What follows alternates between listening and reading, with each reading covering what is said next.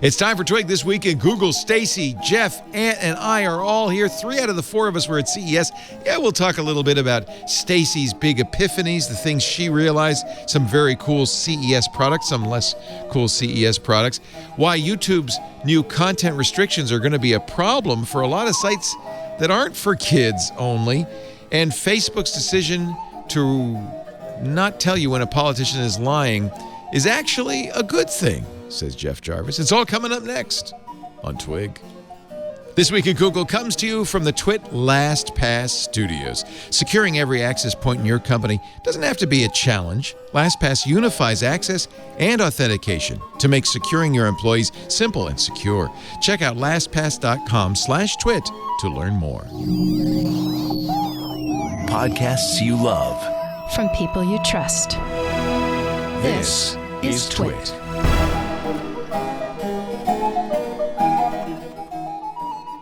This is Twig, This Week in Google, episode 542, recorded Wednesday, January 15th, 2020. Surreptitious Wikipedia. This Week in Google is brought to you by Health IQ. Health IQ uses science and data to secure lower life insurance rates for healthy people like you. To see if you qualify, go to healthiq.com/twig and take the Health IQ quiz. It could help save you up to 41% on your life insurance premiums compared to other providers. And by LinkedIn Marketing Solutions. LinkedIn can help you speak to the right professionals at the right time.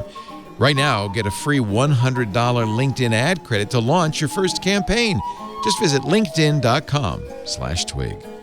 And by Zapier. Zapier connects all your business software and handles the work for you so you could focus on what matters most. Right now, through the end of the month, go to zapier.com/twig for your free 14-day trial. It's time for Twig This Week in Google, the show where we cover the Googleverse, the Twitterverse, the Facebookverse, and everything in between with Mr. Jeff Jarvis, professor of journalism at CUNY, blogger at buzzmachine.com, the author of so many great books, including Public Parts, What Would Google Do, Gutenberg, Geeks Bearing Gifts, all of that stuff. The gang's back together. Yay! It is, because Stacey Higginbotham is also here, back from, as I am, from CES. Hi, Stacy. Hello, y'all. She's getting Seattle snowpocalypsed right now. I am. It's crazy. I've never seen this before in my life. Really? You've never had snow? Oh, well, Never? I've had snow. I mean, I lived in New York, but it was in the city, so we didn't have No. It was gray. Yeah. Yeah, it was gross. And how's your daughter? Your daughter definitely hasn't ever seen snow, right? No, they built a snow fort. She and my husband built a snow fort so this morning. Cute. Dorps. That's so cute when they come in, the tips of their fingers are black and falling off. I just love that. Hey, that's Aunt Pruitt, who doesn't know from snow and never will. Oh, I know snow, and I hate snow. Yeah. I was the weird kid. My mom would tell us to go out and play, and I'd say, Ma, no. That stuff's cold. And Wait a minute. You didn't have snow in South Carolina. Oh, yeah. We What? get snow every February.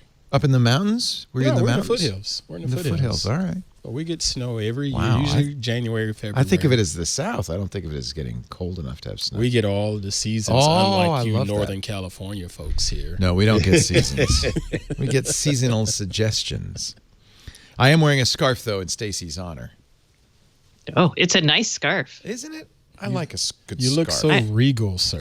I'm wearing a scarf myself. It's down Now, into what the- about those people? I see these people in New York. It's a cold day today, right? It was like 38 degrees. They're walking and I around in see the t-shirts. occasional bozo Yeah. in a suit with just a scarf like that's going to keep him warm.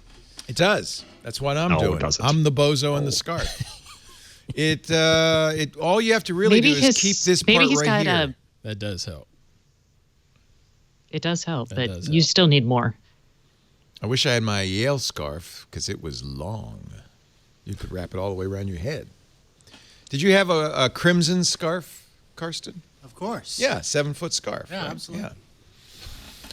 Okay. CES, the Consumer Electronics Show, except you're not supposed So to call was that. it worth the trip? Yes. What do you think, Ant?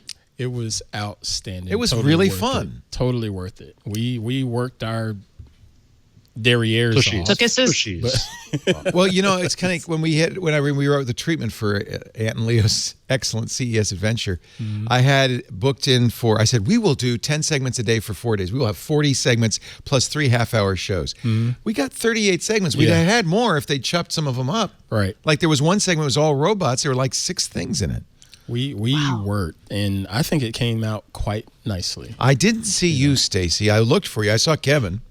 I know. I'm sorry. I was only there for 2 days. Like, I left Wednesday night. Well, you don't need to apologize. I'm sad. I wanted to see you, but did you have fun? We wanted to take you. Yeah. And we were trying to figure out a time to do like the Sands with you, but we didn't even get to the Sands until Wednesday afternoon. The Sands. Sounds about right. But I am not going to the Las Vegas Convention Center again. Why? All the cool stuff from the show is at the Sands, I thought. All of the good IoT IoT stuff, yeah. But I love the central hall because that's all the TVs. You saw some nice 8K TVs, didn't you? Okay, like I care about that. I can't. 8K TV to me is just like a greater number of flaws that I can see on people. I'm just like, stop. Wash your mouth out. Yeah. Geeks for It's excuses to not buy my new thing. things. You got to see the Joker on 8K if you really want to have fun. Give me all the pixels. Well, you wrote the article on StacyOnIoT.com. I went to CES and had 4 epiphanies. I only could eat about 3. So I was impressed that you could eat all 4. What were your epiphanies? Oh man, let's see. I'm like clicking on this story, like I can see, like I can click here. If you were at CES and not overwhelmed by the array of products in front of you, I'm impressed, she writes. Every year I come back feeling like I only saw a tenth of the things. If you saw a tenth of the things, you were doing really well. There were 4,500 booths, each with many things. So if you saw a tenth of the things, you would have seen hundreds, maybe 500 or 600 things. You didn't see that many even. I feel like we saw about 400. So I've got it now. So one was, and I did a panel. So my first epiphany came from this panel and the AARP booth, which was actually really cool. I had thought, when I think of technology for seniors, I think of health-related stuff. Right. Most of us probably do, or fall detection. And there was so much stuff on VR and AR. Exactly. Actually, the other big story, because hearing aids are going over the counter this year, there were a lot of companies like Phonak and showing over-the-counter hearing things, not just aids, not just for audio, but sensors of all kinds.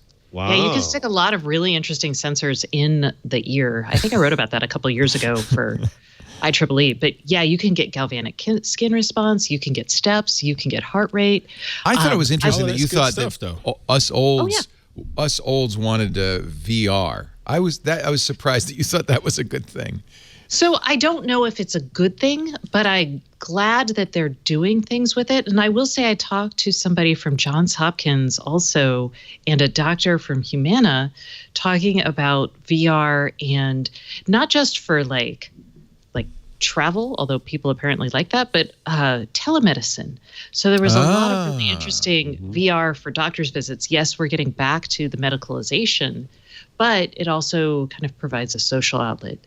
I don't know. I mean, again, I don't know. I'm such a hermit. I don't care. You know, I do know, for instance, my mom, who's 86, loves technology. She loves her iPad. She loves her iPhone. She's an artist, so like Aunt, she likes to draw. She likes to use the pencil and draw on the iPad. For her, technology is a way to stay in touch. She doesn't get out much, but she can stay in touch with me. We do FaceTime all the time. I think technology, I completely get what they're saying about seniors and technology. I think there is a lot to be said for that. There is some kind of age thing. My father, I can't get my father on a smartphone. He's just beyond him. But my wife's late mother, it was how they stayed in touch. Yep. This is just another way of being inclusive, if you will, today's technology. And I think that if a parent isn't, I'm a Windows 10 person, you know, if an older person, if you just get them like a Nest Hub Max or an Echo Show, this device with a camera and screen on it. When we first got the show, I would set it up in the kitchen while I'm cooking, and my mom would be on it. And for her, it felt like she was sitting with us while we were cooking. Right. There's things like that where it's not, for her, it wasn't complicated. She just says, call Leo, and it rings me. It's not like they're sitting down coding. I don't know if she'd be into VR, though. I don't know if I could get her into augmented or virtual reality. I guess if she felt like she was sitting in the kitchen. My mom liked VR. She actually enjoyed it was kind of like we used to have one of those viewfinders when I was a little kid. The Viewmaster. So Viewmaster. She loved remember when they were making all this content like of different places? She loved all that. She would just sit there and like swivel her head around and look up and down. And that's neat. She thought it was super fun. So honestly, I think it just depends on the person. Yes. Yeah. So last week we have a new feature on the show you don't know about. I'm going to find a Seinfeld episode in every show. So here it goes. I think I mentioned this one last week already, though. When I got my mother a Kindle years back.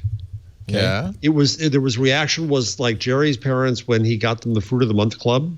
Yeah. Why are you getting me all this fruit? I didn't ask for this fruit. Who could use all this fruit? Why would anybody have this fruit? Exact same reaction. Why would you do this to me? Why? Nope, can't do that. It's your Seinfeld theme. We're going to play that. I can play a little bass, little slap bass. Don't show the screen so they don't know where it came from. Oh, no. YouTube's going to slap us again. I just bought You can't play the Jeopardy theme. No, that's right out. I know Alex Trebek is going to come down hard. Right out. I just got a health-related little gadget. Yeah, what'd you get? What is it? The O2 ring. It's an oximeter. It's to check your oxygen. It's this little thing that you put on your thumb at night, and it checks your oxygen all night to see, because the doctor says I have sleep apnea, but the device that you wear for this thing, it's like this huge thing on your head, and things going all around, and oxygen things coming in. Right. Oh, you need the better. Right. And you got to sleep, and supposedly you're sleeping, and it's testing your sleep. You can't sleep with this crap You need the on. better. Look at this. Get the better. I know. I got to get. Ant and I saw this. This is just, in fact, Micah loves this. Micah Sargent uses this. Get the better. It is basically a sleep study in a little thing that glues to your forehead. You look like a dork, but. And I didn't say that to them. But it's not going up your nose or anything, and it does do all of those same measurements. It does. Or in a couple of months, you can get the Withings Scan Watch. Now, this was... Who was going crazy about this on Twitter this is week? Mr. Heiner. Jason Heiner loved this thing. In fact, I want to buy this, for you, I Jeff, think. because it's got EKGs, it's got AFib detection, it's got sleep apnea or oximeter. Oximeter, yep. Oximeter. It's amazing. So check this out. It's $249, $249.99, I think, for the 38 millimeter, and then $300 or $299 for the 42 millimeter. And it is pretty. What old people like you, Jeff, will like is is that it's actually a wristwatch with hands and a second hand. It's a physical watch with just a little. Oh, I can read it. Yeah, I could see it's a real watch, but it has a little screen on it. So it does all the smartwatch stuff. This is their previous version, but it looks just like this. So it's a regular watch with a smartwatch screen, little screen. The straps are nicer. Yeah, this just looks like a classy watch. Yeah. It is. I mean, it's a nice watch, and it's FDA approved. So this is not like. I want to get this one. I wear an Apple Watch, but I think in some ways this is better, more functional, does more things. So Carson, I just sent, because I don't have Kevin your email. I sent Carson. I sent you the picture of me being embarrassed and the device you have to wear for the sleep test. Now you don't go to the lab anymore. You do it at home, but it is such. BS. I wore one the other night. So I actually did a sleep study for sleep apnea as well a couple weeks ago. And Jeff, I think you're making a little bit of a mountain out of a molehill. Oh, it really? It is a lot of stuff. All night, the lady, it talks to you. The lady wakes up and says, "Put the nose thing back in." So the O2. Oh, Jeff. Oh, mine had a slightly smaller head thing. But it had a strap around your You look heart, like the guy in Breaking Bad who couldn't talk, had to bring that bell the whole time.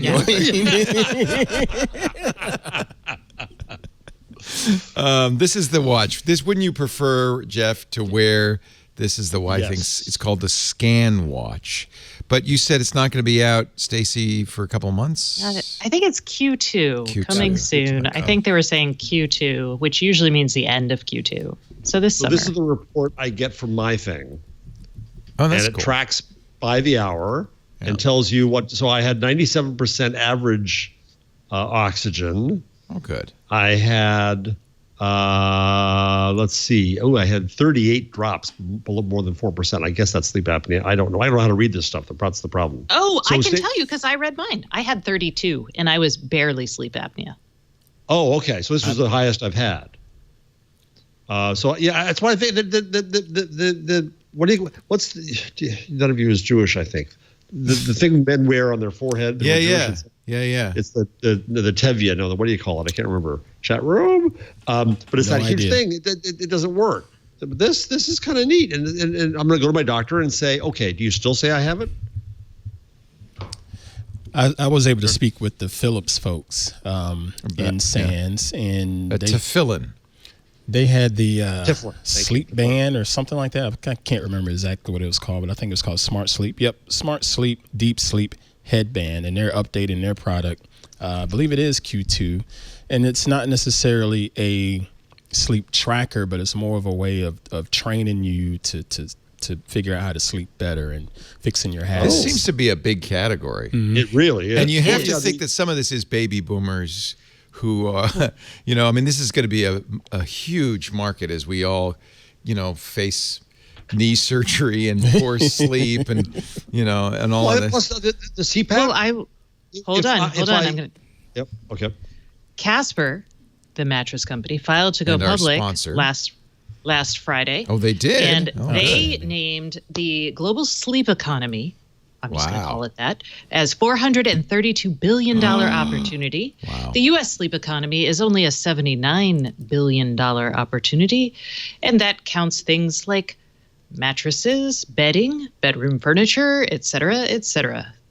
It's pretty hilarious. Anyway, so I wanted to give you actual numbers for sleep being a big deal. Go. So I went and so CPAP. Mm-hmm. I'm being I don't know. I might get certified for the World Trade Center Health Fund, in which case I'll get it for free. But if not, to get the CPAP plus the mask plus the cleaner thing they advertise every 2 minutes, it's like $1,200. Wow. Yes, and your insurance company will monitor that you're actually using it because CPAPs are now connected. And if you don't use it, they'll be like, "Yep, we're going to take it away." And we're going to, increase your rate. This is a privacy violation. This will probably agree. Oh my God, what just happened? I know. You agreed? Does it affect I think it's tech panic. Wait a minute. What? Moral panic, Jeff. No, the both of them agreed on something for once. I know. And Leo hates it. I know. I want to. Come on, fight, you two. Privacy thing? So I will say that was one of my epiphanies, which is tech firms need to grow up and recognize the potential harm of their innovations. And I'm not seeing that yet. And like Jeff, I would say Jeff needs to recognize the potential harm of some of these tech innovations himself. But you just did. And that was exciting. Aren't you wonderful, Jeff? She wiped the tears. If you start liking each other, this is just going to ruin the show. That's okay. I'll annoy Stacy enough for both of us, Jeff. Anyway. Stacy's epiphany number 2. Speaking of, tech. Oh, okay. This one was good. Yeah, we are nowhere near serious enough about climate change. Yeah. And I saw some really awesome devices for climate change that run the gamut from like crazy fabrics for industrial, like keeping people cool on industrial sites, to personal devices, to this crazy thing that pulled moisture from the air and made it potable water out of it. Samsung or LG had a $20,000 refrigerator that lets you go herbs inside. Yeah, sure. Right. That's good for the earth. Did you see Hire's zero waste kitchen by any chance? Oh no. What do they do with the waste? Oh my. Well, so the idea was and this was only a concept, but it was a beautiful kitchen where you were growing herbs and vegetables on your wall, and you had a monitoring system built into the wall to manage that. You also had a system that weighed out your food and could identify it. So you put food on it, whatever you had in your fridge that you wanted to get rid of, and then it would show you, like, project the slices that you needed to make or the weights that you needed to make. And there were scales integrated into things, projectors integrated into things. It was really a fun kitchen. And does it help you with composting potentially? Yeah, it does that's have the a waste, composter. right? That waste is all the food you didn't eat and the packaging and all that stuff. Yeah, well, the packaging, they didn't have an answer for it. They had a recycling center as part of the thing, but in a composting center. I did. There was a personal greenhouse. Did you see in the sands the small greenhouse, hydroponics? The herbs were growing up sideways. So I wouldn't be surprised to see a lot of stuff like that coming along. In my Stacey, new house. Your photo. I got to ask you about this. Okay. Your photo says Kevin is trying the device. I don't see him trying the device. Oh, you know what? I think I might have cut the device out of that photo because I'm a terrible person. He's testing by the a way- personal by the cooling way- device from Ember, but you can't see his wrist. That was the see one the that went device. on the wrist, right? Oh, yeah. This is the wrong photo I put in here. Sorry, you guys. Whoops. He is wearing the Ember, but I had a larger version of the photo for him. And by the way, I'm glad that mean S. Higginbotham gave you the courtesy of the use of the image in your own site. Courtesy S. Higginbotham. I pull it because sometimes I use Kevin's or others. It's just our style, man. I have a style guide for Stacy on IoT, if you believe it. I respect that. You should just write image courtesy me. Okay, no. Yeah, It should be exactly. italicized. I clearly did not do a good job when I posted this to Oh, the you site. were drunk when you did this one. It's okay. I was on a CES hangover. Believe me, I understand that. I went to bed at 7 last night. I was exhausted. It was, How are your did you feet? get back? That's the killer of us. You know, Yes. They hit me too. did it hurt your feet? We walked a lot, but I like 7 miles or I 8 got good miles in the second shoes, day. so Yeah, I was had able to really survive, good shoes. You know, The carpeting is, and Aunt and I both noticed this. If it's a fancy company, they have thick carpeting. If it's like, a cheesy company like the Right. Arnold Schwarzenegger robot company, all right. they have No, you're in the concrete then. that's concrete, baby. There's no carpet. Plus, in there. darting around people constantly is there. I especially imagine they're texting and doing all that. Your Oh knees go up. God! So I hadn't been there in 8 years. It is now an epidemic 8 of people years. looking Wow. at their phone, just wandering into walls, wandering into you, going 3 feet an hour. I mean, like. Dude, go to the You're going to the bathroom. Go to the bathroom. Don't walk there like in a Right. funeral procession, looking at your phone. It drove me nuts. I think I was telling Mr. Sargent yesterday. It was a couple of times where I'm trailing behind you and Mr. Wilkinson when we was doing our TV segment, and I had my cameras. He was strapped shooting, to my shoulder. Yeah. And people just kept bumping Bumping into into you. me, and Yeah. I'm like, really? I know you see me. Yeah. We So I hate took people. my camera off, and I decided that I was just going to be rigid as I walked through, and if somebody bumped into me, they felt it.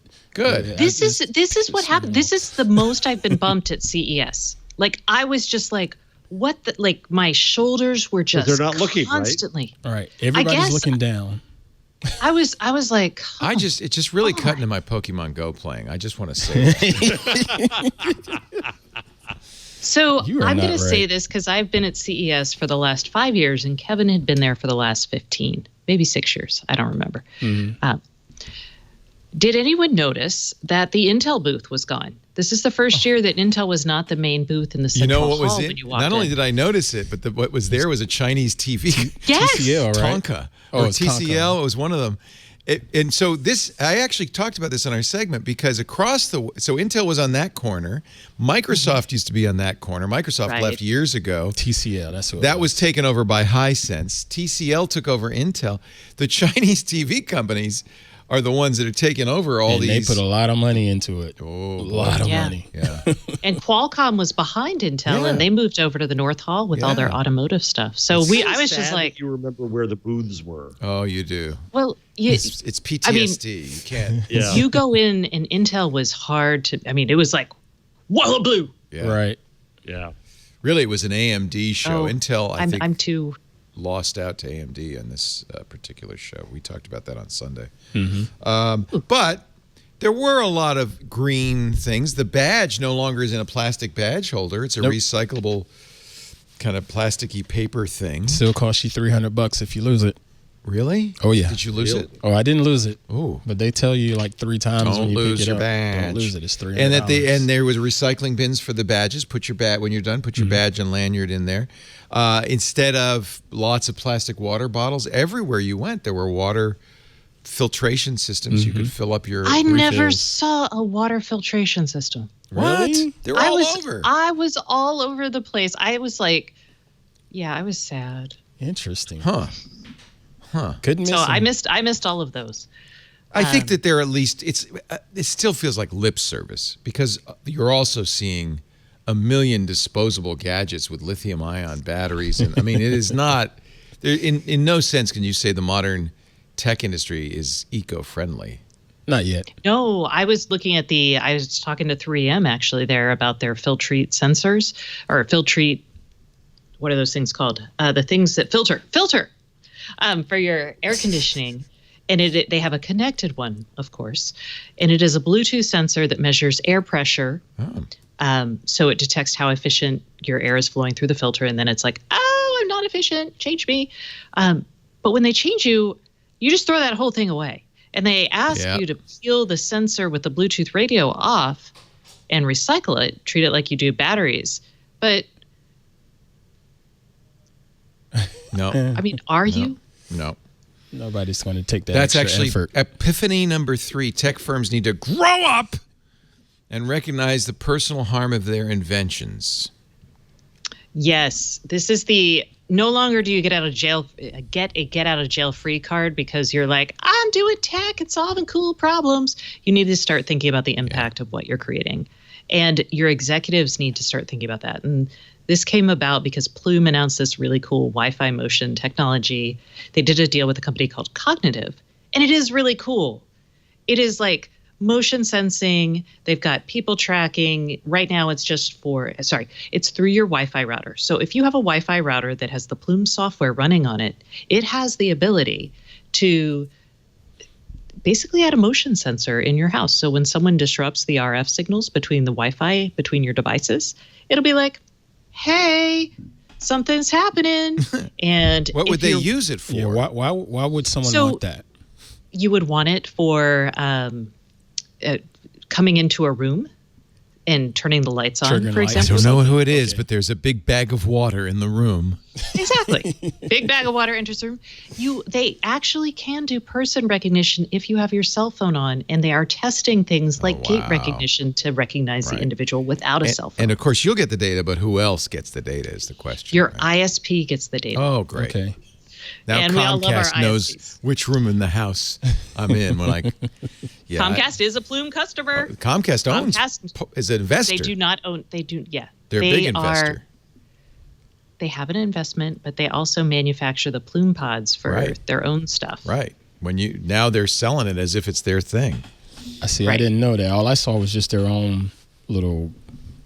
But they're also in the Samsung Wi-Fi. Yeah, those little octagonal pods those are or something plumes. like that. That's a are plume plumes? pod. I did not know that. But they're the power inside the Samsung SmartThings Wi-Fi routers. Plume is? Yes. Oh, I didn't know that. And they just did a deal with Linksys, so they might become part of Linksys routers. They've got some good technology. I used Plume for a long time. I love the idea, but the results were not great. I like the results now. They're not faster. Did you move with them? I did not move with them. But you got I someone could who them moved. now. Oh, you? Comcast would. Oh, yeah. No, I have. I went all in on Plume when they first came out. I have the new base station and like 12 little plumes because the problem with the Plume is each room has to have a plume. It's so your Wi-Fi extender, unlike say Eero or Orbi or Velop, TP-Links or whatever. Yeah, you have to have one in every room. But the way they described it and the reason that they say it works is because Wi-Fi is like a lamp, and it doesn't travel very well through walls. So what you really want is a lamp in every room. You can't expect the light from the room next door to do a very good job getting into the room. That's a fair analogy. Yeah, I think it's a decent analogy. The guy who told me that, by the way, was the guy who told me humans are the biggest problem with Wi-Fi because we're big bags of water. We're like movable Wi-Fi interference devices. Right. Yep.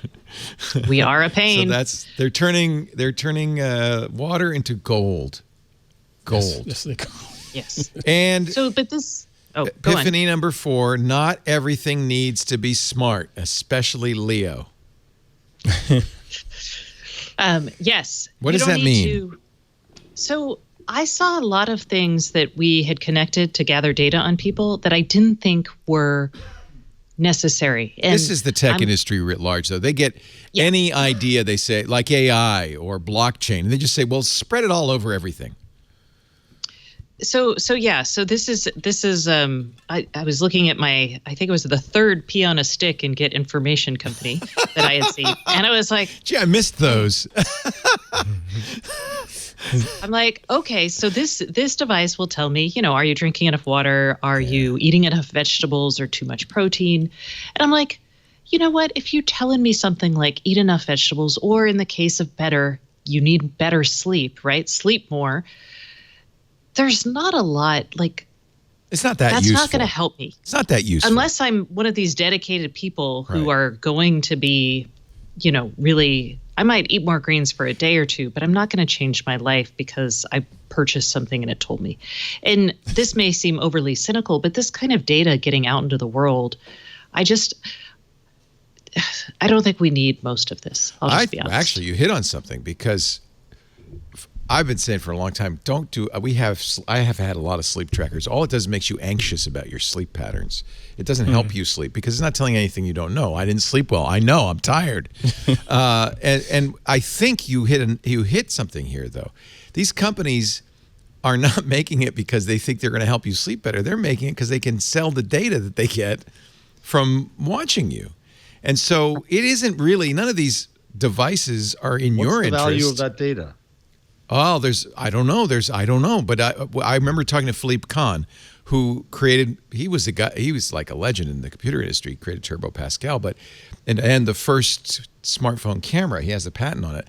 But the other thing he did is create a company called MotionX. He's the guy who makes all those sensors in everything. It's in your watch and your phone and everything. Everybody's using his patents. And he was telling me about the sleep tracker I use, which is sold by Beauty Rest. And it's a little pad that goes under your bed, and he makes the hardware. And he's I wish I could find the clip from the triangulation, and Philippe's, you wouldn't believe the data we're getting. It's like, oh man. But what he's saying is the insights we can offer get better and better and better as we learn more and more and more. So they will say, well, did you drink last night? Did you exercise? When did you eat? How late did you eat? And then they correlate that with your sleep patterns. And he says, as people use these devices, they'll become more useful. So there's one use, which is a benign use. Then. Well, it's a benign use because you're an early adopter, but you're going to get a better and better product because, I mean, that's Google's doing it. Why do you think Google asks you if that's a crosswalk or a hydrant every 5 seconds? Yep. Because they're learning from you. They're using you. There's no benefit to you for telling Google that's a hydrant. And some of the sleep data is interesting. It will be interesting for down doctors, the road. But it will also, I mean, there are if your corporate wellness program tracks your sleep, for example, once your employer understands how much you've slept last night or whether or not you had too much to drink, I mean, these are things that could start having real world implications for people. And I would hope we would prevent things like that. But once again, but we are not. We're not. We need legislation about the use of the data, not necessarily the collection of the data. Well, that's right, because there is a benefit. So Philippe's saying, look, the more data I get, the better I can tell you how you slept. You're going to benefit from it. But he might also be selling it to insurance companies or like the CPAP and machine. There's prohibitions on use. There's permission. There's transparency. There's all kinds of things that we should build. But your insurance company can monitor your use of the CPAP. Right, because they're paying for it. Well, I'm paying for you and guys. Since they're paying for it, they should be able to monitor it. Well, I'll call you in the morning and tell you how well I slept. They want to see if you're actually using something because they're spending the money on it. No, what I understand. becomes interesting is if that. your employer, which right now does not see that kind of data. And should never see that kind of data. I want to see how healthy my people are. Can I just, I have to do this again, you guys. Check this out. It's crazy. I have never seen anything like this. Snowpocalypse in Bainbridge Island. It's pouring white stuff. Please keep that up there. It's nice, isn't it? It's lovely. The weather outside is frightful. That's a nice little GIF. sure delight. Yeah. Move it over a little to the left so we get the window the frame frame right. out of there. So we just get. Oh, sorry. Yeah, zoom in. Can you zoom? Oh. Okay, There you center. go. Okay, now I've got to Zoom. stand up. There Enhance. You go. Oh. No, almost. Center. Straighten. There you go. Okay. Do you want more trees? Oh, it's a snowpocalypse. Nice Kevin. work, Mr. Kevin. Nice work. Snow you sheep. go. Where the heck did sheep come from? I have no. Kevin is a master. You're talking of the about TriCaster. Sleep. Oh, You made a geez. Blade Runner Oh. reference. Sleep Do in androids snow, dream of man. electric Oh, sheep? Okay. geez. Boy, that is an obscure. Kevin, I'm proud of you, though. Man. I'm proud of you because that's the original Philip K. Dick short story that Blade Runner's based on. Right. He is But I am next impressed level. that a man of your youth, He is next level. he's next level. That's another way of putting it. Yes. Kevin is planning on buying a pet fitness tracker. That's the epiphany I got. Yes, The hell? he is going to buy the Whistle Fit. Did you guys see this? Poor This Norman. is a Fitbit. Whistle fit. Oh, Norman. This is for your dog. It's a Fitbit for your dog. It tracks not just steps, but it also tracks licks, shakes, and I want to say something else. And Norm has allergies, so he licks himself a lot. And Kevin thinks that Not his lick of you, but his lick of himself. himself. So he licks his paws. That's a common thing for dogs with allergies. yeah. So they're interested in finding out, I don't know, more about his And allergies. this will also Norman's privacy is going to be violated. Poor Norman. And I bet you Kevin's privacy a little bit too. You get notifications when it's time to go for a walk. I always wonder Yes. about this. I don't want my phone to IoT. tell me it's time to walk the dog. Yeah, I never really found a use for all of the connected stuff for pets, because most of the time it's something about feeding or something about exercise, and I don't think you need a device to remind you. No, about that. they'll remind you. That's They'll their remind you. job. Well, You see, know, and this it's is why it was in my "you don't need to be smart" section. But Right. Kevin was like, "I really want this information." Did you also see the dog talking device from Language Less? It is translates it. Translate. Okay, sort of. There's two trends here. One, stupid stuff that's connected. The Yeah. other is heart rate variability. So this company from Japan measures your dog's heart rate variability to determine if it is happy, excited, relaxed, stressed, or afraid. And then it will. I'm trying to. Let me pull up my Because I know human heart rate variability can tell you a lot of stuff that about. makes sense. You know, And that is for a- instance, that you is a train. trend. If you lift, you want to lift. At, let's see. The more variable, the better. Mm-hmm. So you want to lift when there's a lot of variability. You don't want to lift when the variability is low because you're Right. still in recovery. Right. Now you know that you take a day off after you lift heavy. But, Right. But it helps you do it a little bit better, optimize your performance. All of that makes sense as far as tracking with pets, especially because pets can't tell you I'm stressed out. They can't just verbally tell you that. But they hide can pain. now. They don't see the point. Wait. And let's not get. What's the matter? It is an external device-based treatment for premature ejaculation. Really? So that's smart technology gone truly crazy. So this was my Really? epiphany. This is at CES. Yeah, so last year, you remember CES had awarded a vibrator best of. Right. And then Is that only last year? yeah, it was Yes, only last sir. year, and then took it back. And they pulled it. Right. Because and female sexuality, male sexuality fine, but females. So they got the good thing is after that is that company got more publicity than they would have ever gotten if they just got the award and everybody went on with their lives.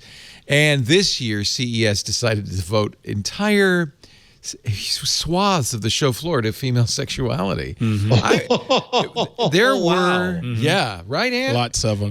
And I don't, I declined to give it any. I just didn't. I wasn't gonna. I still worry about why does it have to be Bluetooth connected for those things. Or Wi-Fi. That's just me. Or Wi-Fi. Yeah, or Wi-Fi. That was just me. There was a I'm not lot trying- of that. I'm not And trying to go. To I tropes, played I'm with not. one for guys. Mm-hmm. I used my fingers, not other parts. Yes. I saw. We decided not to run that segment. Mm-hmm. I just feel like I'm going to stick with computers, processors. But this is fascinating. Wait, did you go to that booth next door, Mirari? No. Right.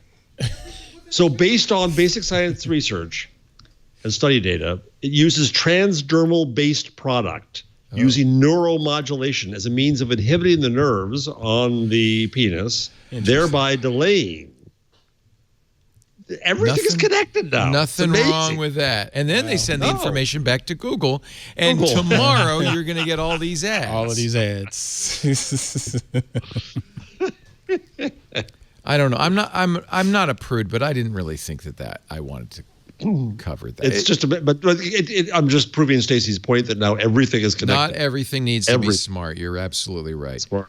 And I think that's really kind of the other thing you kind of get from CES is just this overwhelming. Everybody's striving so hard. Everybody wants to be the next unicorn. And especially like the Sands basement, which it feels like a science fair. It's like a high school Eureka science Park. fair. Trash. Eureka Park. Treasure. It's fun. And boy, we talked to the Italian company that is making the Keurig of olive oil. And at first I was disappointed because at first I thought, oh, you just bring your olives and they'll squish them. Right. But no, you have to buy their prepackaged, like Juicero, the prepackaged frozen olive base. Everybody's got their own. And then you put the capsule in there, and then like this much olive oil comes out. So this is like not Keurig? What was the other one that Stacy had that she Juicero, defended? Right. The Rodimatic, or no. Well, we love Juicero? that. That was the June. Juicero. Yeah, Juicero. It's just like the Juicero. Yeah. And then there was the Keurig. Juicero. This is also in Eureka Park. The Keurig of muffin ovens. You might have liked this, Stacy. Muffin tops? Pods. No, they're just little pods. And it's a specially built oven to take a pod. Single bake muffins. It's single bake. The excitement on her face, folks. Oh my gosh, how much was that? You know what? There was such a crowd. Lisa and I tried to get video of this guy 3 or 4 times. He kept coming back, and there were so many people there. And I think they were just there for the muffins, but there were just some. I couldn't ever. I think we got video of it, but I don't know. Did you put video of that in the? Does anybody know if we edited it? I don't recall seeing that one. Yeah, I don't recall. I don't think we got that one. No. We shot a lot of stuff that ended up on the cutting room floor. So I was looking for it. I just called the story from The Spoon of all of the food stuff there: robot pizza, robot ramen, beer bots, drink bots, wine tech, DNA-driven food choices, smart countertop cooking, intelligent surface There's cooking. Always something about smart coffee. home gardening, vertical gardening. You mentioned that one. Home food robots. What does that do? It's a cooking that's robot. That's like the Rodimatic and all of those. Yeah. It is really lots of coffee stuff. I remember that. I think what's interesting, and this is one thing that it's not changed, but it's even more than it was 8 years ago. There's so much money if you get a hit, right? If everybody wants to be the next Uber, right? And so you just see the show floor is jammed with these people who are just so sincere, and they really want to be the next unicorn, and they got the best thing ever. It's like anything you can think of, somebody's going to make it. And then there's a lot of the booths were companies that do that. Right. I would go connected up to these smart pet rocks. Yeah, I would go up to a booth thinking, oh, that looks interesting, then realizing, no, they're not selling that. They're a company that you go to with your brilliant idea, and they connect you with China, they make it, and then so there's a whole supply chain for people who have an idea now to make products. And I respect that to a certain extent, because if you have an idea, you have every right to try to take it to market. I don't mind it. But the problem is that I've seen, and it's not just from those little guys, but heck, even some of these big tech companies, I think they try to create a problem and make a product off of it. It's not necessarily a problem that I want to flip my light switch with my fingers. But humans are endlessly creative. But they want to tell everybody, hey, we can connect your lights and have you turn it off just by speaking into the air, And Burke says we should talk about the power of the exoskeleton.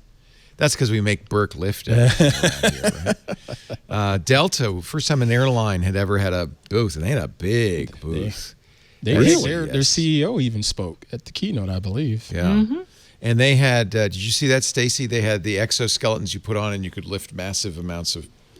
Oh, I saw the old people exoskeletons. I missed the Delta exoskeletons. Old people exoskeletons. It was very similar. It was very similar. It's similar. You sort of look like Tony Stark on stage, And you look like Jarvis. And you're right, like Did Jarvis. you go inside the Delta booth? Because they had a new kind of screen they're going to have at airports. I saw it. Was everybody a gets a long different line. thing. Right. Yeah, it was a long line again. Long line. Everybody. So you go in, you scan your ticket, and the screens that you see at the airport, instead of showing all the flights, say, "Hi, Aunt, your flight's at gate 32." Right. It's customized There's to your itinerary. 347 people around the same screen. Yes, and each of them gets their own. Right. I don't know how they do it. I don't believe it. It's a miracle. Do they get an individual of the whole screen, or do they block it off? No, into no. You get the whole screen. Huh. These are the exoskeletons. This guy's lifting a 130-pound tire. Did we talk? do that. Speaking of one thing turning or like showing a single individual, a single stream to a single individual from a shared resource like a television screen, have we talked about Bluetooth yet? Bluetooth's 5.2 codec that was announced at the show? Let's take a break. I want you to tell me about that. 5.2. And we can also talk about those light field technology 3D things. Ooh. Which Lots of potential. lots of potential. You know what that means when they say you have lots of potential. Lots of potential. You're just not living up to it. Our show today brought to you. We have a great panel. Is this? I hope you're not bored with this CES talk. We have lots of Google news. We're going to get to that. Stacey Higginbotham is here. Three of the four of us were at CES, so we're reminiscing. Stacey, I feel on so IoT. left out. Oh, Jeff, next year you're coming with us. Jeff Jarvis from CUNY, Aunt Pruitt. Our show today is for you, Aunt. I use you as an example with Health IQ all the time. Health IQ is a life insurance agency. They work on your behalf, but they have a very special niche. They are for health-conscious people who exercise, who eat right, who pay attention, who get a right amount of sleep, who take care of themselves. Health IQ is a concierge life insurance agency that goes to bat for you. So the perfect example is you're in great shape. You lift. But because you have so much muscle mass, your body mass index, I am overweight. you look like you're obese. You're morbidly obese. Right. And an insurance company is going to look at that number and say, well, we can't insure you, Aunt. So what Happens every time. what Health IQ does is they go to bat for you. Say, no, you don't understand. Aunt is in fantastic shape. And He's a they'll beast. even use, with your permission, they'll say, we can get you an even better rate if you'll give us the data from your smartwatch or from your fitness tracker, because that proves that you've been lifting. Right. And so this is very highly personalized to you, and this is a really neat idea. They use science and data to get lower life insurance rates for people who care, who get a minimum of 8 hours sleep, who eat well, who exercise. And it can be really a good deal. $1 million of life insurance for $36 a month. See, the reason this works is, and look at these guys. These are the guys who started it. They're fitness fanatics. The reason this works is, frankly, the life insurance companies have been subsidizing the unhealthy by charging more to the health conscious. It's not a conspiracy. It's just actuarial science. It's how insurance works. You need to let your insurance company know you're healthy, and then you can get these great rates that only Health IQ can give you. Health IQ is concierge white glove service. They do the whole thing. They work you through the entire process. They are working with the top 30 insurance companies. So you're going to get a policy not from Health IQ, but from an insurance company. They're an insurance agency. And by the way, they have rates that only Health IQ can get. You won't find them anywhere else. But you have to qualify. So here's what happens. You go and take the Health IQ quiz. It's healthiq.com/twig. They have developed this proprietary health quiz, which is not it's not asking you about your habits. It's asking you about your knowledge. It's a knowledge assessment. They put together a team of the top medical, health, and fitness experts to create this quiz. Depending on your score, plus other qualifying factors like, the access to your data on your fitness tracker, you can save a huge amount, like up to 41% of your life insurance premiums compared to other providers. There's no commitment. It won't cost you anything. You'll learn even more about potential opportunities to be rewarded for your commitment to living healthy, but you've got to go to healthiq.com/twig. Take the quiz. You'll give them your phone number. Your concierge will call you, talk you through the process. It's just such a great idea. healthiq.com/twig. They came to us because they say, we know you have healthy listeners. Mm-hmm. You have smart listeners. They take care of themselves. I said, really? But you know they all couch potatoes? Really? But you know what? You look at this panel. We all are very health conscious, and I think that's the proof is in the pudding. Except don't eat the pudding, because I was about to say, we can't eat the pudding. healthiq.com/twig. I say this now in the ads. We don't track you. We don't track you. We don't know anything about you. So you've got to use that address so that they know you saw it here. healthiq.com/twig. You know, I'm really nervous because Spotify just announced they're going to start tracking people who listen to podcasts, Spotify exclusive podcasts on the Spotify app, because they know everything about you. They have your credit card. They have, listening. They have your location. Data. And they're going to give that. They're going to start selling that to advertisers. And so much money in scares data. the willies out of me. Because we're not going to do that. We don't want to do that. So, by the way, I just put up in the chat there's a Delta video of the screen. Oh. And it depends, apparently. It takes a while to get to it, but it depends upon which angle you're at on the screen. Yeah. Right. So there were a number of technologies like that. This is the light field array. That's what made me think of it. That are doing glassesless. Fast forward a bit. Sorry. I didn't try. There we go. As they come up to the screen. I didn't try to shoot this because you can't. No, you can't see it. So each person is getting a different message depending on the angle of viewing. In order to do that, by the way, they have to scan something when you come in, your ticket usually, and there's cameras everywhere that are watching every step. Well, it's going to freak people out. So they say, Jeff's standing there, show him. Oh, yeah, because they know exactly where you are. Behind Stacy, wondering what her name is, and gets to see it. Oh, yeah, that's a good point. I took two calls. So excitement on 42nd Street in New York. We finally have those Amazon Go stores. Yeah? Oh, yeah. So I did it. I got the app and I went in. I was so excited. The sandwiches are overpriced and junk. I like the chicken banh mi. Is that all right? Okay. Banh mi are great. I love banh mi. I don't think we have that one. Yeah. It was like $7 for a basic turkey sandwich. On plain bread. I wasn't that impressed. But I'm walking with two colleagues. Those cameras don't come cheap, Jeff. I know. They said, "What's the big deal? What's the big deal?" So then they realized. I said, "Well, one person can check you in, and then everything you buy, I pay for." They said, "Oh, okay." And I bought a soda and a sandwich for colleagues. But it is pretty amazing. So, not waiting in line is awesome. Do people trust Google? Yes, they do. More than they trust Tom Hanks. You try to argue on this moral panic show they don't, but they do. This is the State of Brand Trust, a survey of 16,700 people per brand. The most trusted, by the way, is your doctor. 50% of Americans trust your doctor a lot, is the phrase they used, to do the right thing. Then the military. Who doesn't trust extreme weather warnings? Yeah, well, it gets weird. Then Amazon, then Google. Those are in the top 4. Extreme weather warnings is number 5. Then teachers, then Tom Hanks. I know.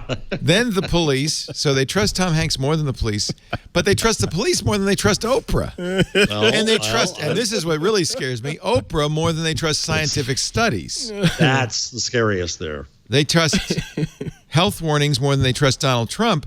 But you know what they trust the least? Hollywood, Wall Street, and the U.S. government, which is really weird because Donald Trump is the U.S. government. But okay, fine. This is so funny. This is Americans who say they trust each of the following a lot to do the right thing.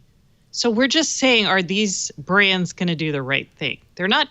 I don't know why extreme weather warning. Are they doing the right thing, the wrong thing? Who knows? Why doesn't Tom Hanks get 100%? Jeez. You know he's going to do the right thing. Yeah. I'd rather trust him than my doctor. Wilson. They trust the labels on food packaging more than they trust religious leaders. The religious leaders have taken a dive on this whole Donald Trump thing. And Jeff, you'll be sad to know that only 8% trust the news media. Why is that high? Yeah. This is the State of Brand Trust. It just says a lot about society. Oh, yes. It could also be just a BS study. It's from Morning Consult. Yes, it is. Google is the most trusted brand among millennials and Gen Z. Amazon is third. To do the right thing. Yeah. Gen Z and millennials, according to the report, hold brands to a higher standard. They're more distrusting of brands across the board, except when it comes to Google. Or Netflix is pretty good too. Netflix is right up there with Gen Zs. I trust Netflix to do the right thing. Don't you? I do now. What does that even mean? Maybe now. they're watching Do the Right Thing on Netflix. Well, in the old days, it was send you the right tape. Yeah. Actually, man. you know what? They were very good. It was amazing how accurate they were getting those DVDs, those little red envelopes. The other day, I was talking to my daughter, 27. She said, "Did you know that Netflix used to send out little red envelopes with discs in them?"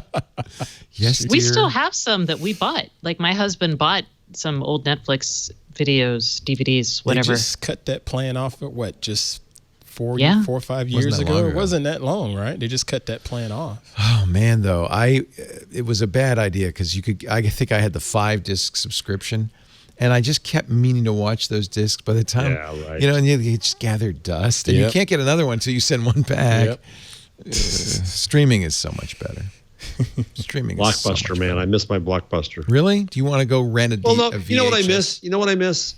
I miss browsing. Yeah, that was fun. I miss going to the record store and the bookstore and the electronic store and the computer store. Remember we had those? Oh, yeah. And just browsing. Browsing's dead. I remember going to the record store and flipping through the LPs. Yeah. Right? Now, you talk about... What do you browse, Stacy? It's our old fart moment.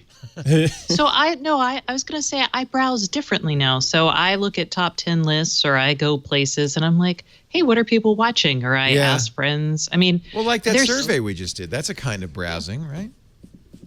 What gets me is you talked about having to struggle to get your DVD, your 5-set DVD and turn in one every week or whatever. But yet, just last week, you told me you binge watched some show on there just back to back to back to back to back. Yeah. How is it easier Much for more you to satisfying. do that now versus versus trying to just pop in one DVD? Oh, no, But it's yet better. You'll watch 8 hours of... Yeah. That's good. What do you have a problem with that? So at CES, Lisa and I didn't get any party Was it the Messiah? invitations. Is that what it was? We The watched Messiah, the new Netflix show Messiah. We watched the whole thing in 1 week. I can't watch this 4 DVD. days. I just don't have the time to watch this hour and a half DVD. It wasn't the time.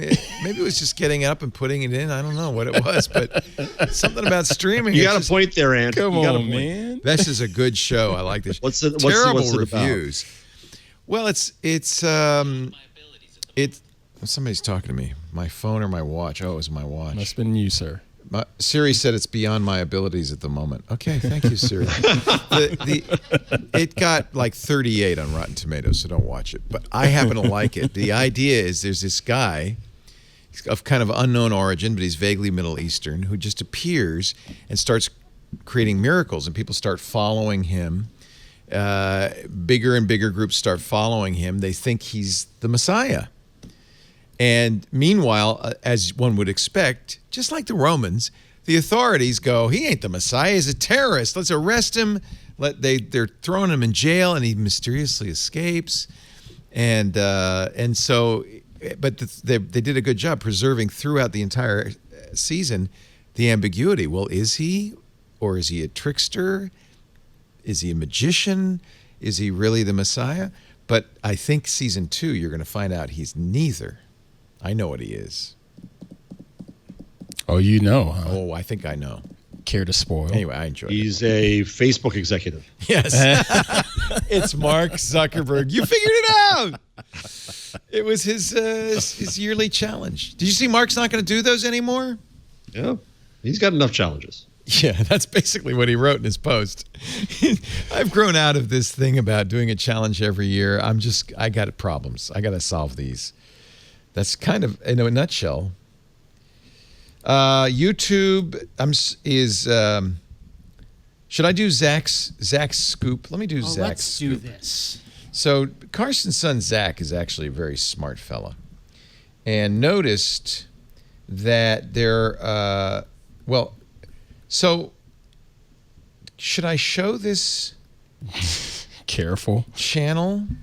The problem is you can't because of the next story. So there's a channel that my 17-year-old and I think Zach at the same time discovered called Don't Hug Me, I'm Scared. It's puppets. It's colorful. It is subversive because they're not Muppets. kind of weirdly surreal. It's actually great. It is not for kids. But YouTube says it's for kids because it has puppets. And this is going to be the problem. Oh, so the paradox here.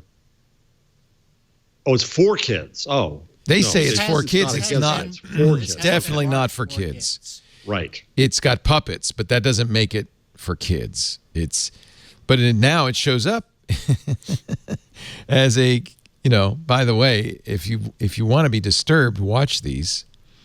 So yeah, they can't monetize. What does this mean? Monetize. They cannot have comments. All of their interactivity has. Can they appeal this? Can they go to YouTube? There's no appeal. There is no way to appeal this. This has happened to them. This has happened to Cartoon Network, which. Well, that's for kids, that's sort of, kids. Right? But.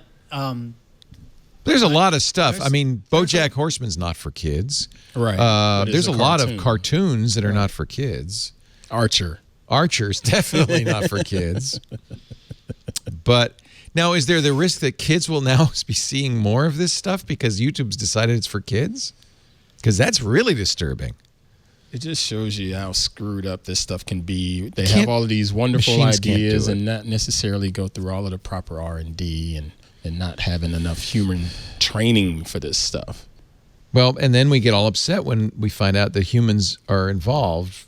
Microsoft's getting heat now because it turns out that contractors have been listening to Skype conversations to grade the speech recognition, and it turns out it was just a bunch of Chinese people in their houses at home. And so I'm sure Microsoft will do something about that. Frog Pants. Oh, Mr. Johnson. I feel so bad. I did not know this happened. Scott Johnson. I got trolled, and also F you, Tube. The instance was terminated because it was linked to a channel that was disabled for having 3 or more copyright strikes, which I'm sure is not the case with Scott Johnson. So he's moving his everything over to Twitch. He got dinged on years-old content, and every single one of his channels has been taken off of YouTube. The Morning Stream, which is a great show, has been banned from YouTube. You are, by the way, please be aware, you are prohibited from accessing, possessing, or creating any other YouTube accounts unless the linked channel is reinstated. What if this happened to us? Man. This would kill Twitch. If it's going back to something that's a year old for Mr. Johnson, what about some of the stuff that's 3-4 years old on the Twitch network? The good news is we are getting dinged don't say it. Every day. We get dinged a lot. We get dinged on stuff. The good news is we never relied on YouTube because I knew this was a potential problem. Right. Same reason people said, "Oh, you ought to go all in on Facebook video." Nope. Nuh-uh. You build your platform on somebody else's site, they can always do that. They have the leverage. So just a word of warning, I guess. These automated systems are just not very good. I get them wanting to I get where their heart is. They wanting to do the right thing, YouTube. But again, we still need to have someone step in and put some common sense on it. You need humans with scale. Right. That's the problem. Humans don't scale. Right. There's only 7 billion of us. Yeah, somebody said in the chat room, Bleak Double says, you're already making editorial choices based on YouTube. It's true. There's a chilling effect.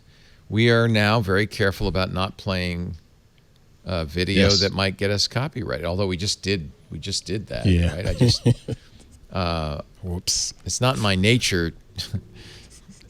You tell me I can't do something, pretty much I'm going to do it. Pretty much that's what's going to happen. And then I'm going to go behind your back and edit it out. Right.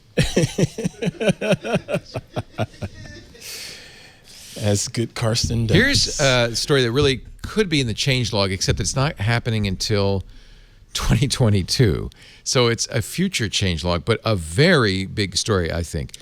Google has announced they're going to drop third-party cookie support in Chrome, which means, by the way, since everybody's basing on their browser, and Chrome Brave does, Microsoft does with Edge, I wonder if third-party cookies are dead. This is a post, building a more private web from the Chromium blog, a path toward making third-party cookies obsolete. You might think, well, isn't this against Google's business model? I mean, their business Not when they have all the data everybody has. They don't need to share this. Yeah. They don't need to share it. They don't need to. Yeah, I mean, it hurts the competitors in the ad world. To be cynical. So how soon will we see the government step in on this? Yeah, because it's anti-competitive behavior. But at the same time, it's good for privacy, right? In fact, one of the first things we tell people to do, I know, first things we tell people to do is turn off third-party cookies in your browser. Almost all browsers, except Chrome, would let you do that. Now Chrome's not even going to give you an option. They're just going to block them. So just to understand what this is, when you go to a website, cookies are a completely benign mechanism, and they needed to exist. When you, for instance, go to Facebook and you don't have to log in again, that's because Facebook saves some information on your hard drive. They call it a cookie, but it's just a little bit of information. Even getting all the various parts of a single page requires it. Yeah. It maintains state when there's in a stateless world. It was originally created by Mozilla as persistent client-side state information. PC, they should have called them pixies, but instead they call them cookies because they thought, oh, it'd be nice. But the problem is not first-party cookies saved by the site you're visiting. The problem is third-party cookies that are, for instance, like the Facebook like button. That's a third party. You're visiting a website, but that's a third party, saves a cookie, and then in effect gives them the ability to watch everywhere you go around the web, because anytime that Facebook like button shows up, they can say, oh, they were just at Starbucks. Oh, they were just at this. Oh, they were just at that. So that's a privacy information leak there. The cookies were carefully designed to prevent, they're designed that only the first party can load the cookie, but nobody imagined the idea that people would embed little bits of content coming from their site on somebody else's site. So third-party cookies are a potential privacy violation. What do you think, Jeff? Does that bother you if the Facebook like button then knows everywhere? It only knows when you go to other pages with the Facebook like button. With the Facebook like, which that was a major kerfuffle at the time. We're a bit over it now. I've always said that, I mean, when it comes to antitrust and stuff, the weakness for Google is advertising, because it's in the advertising business and it has the power of God. But I don't think so. I think that all of the ad tech stocks are all nosediving because of this. Wow. Yes. Well, and then there was a story related that Apple, because Apple now, when you use your iPhone, ever since iOS 13 came out, says, Google's been tracking your location. You want to let them do that. Because of that, what used to be nearly 100% opt-in for location tracking with apps has dropped to 50%. So location-based advertising is really getting hurt by iOS 13. So I imagine that has something to do with it as well. So I wrote a piece that will get Stacy and me disagreeing again, which came out of a discussion on the show last week in defense of targeting. That targeting as a whole is being demonized, and the alternative to targeting is mass, where I know nothing about you and it's a billboard and everybody sees the same thing, taking away relevance and further taking away efficient, inexpensive advertising that democratizes advertising for new and small businesses and movements and small candidates and so on and so forth.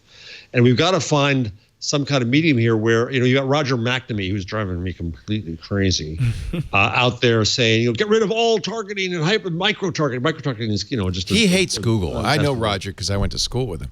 He hates Facebook and Google and all that. He was an early investor in Google, but turned against them at some point. And Facebook. Well, because Mark stopped calling him. He used to be Mark's mentor, but Mark stopped calling me, so I'm going to go on every TV show and smash him. But that's another story.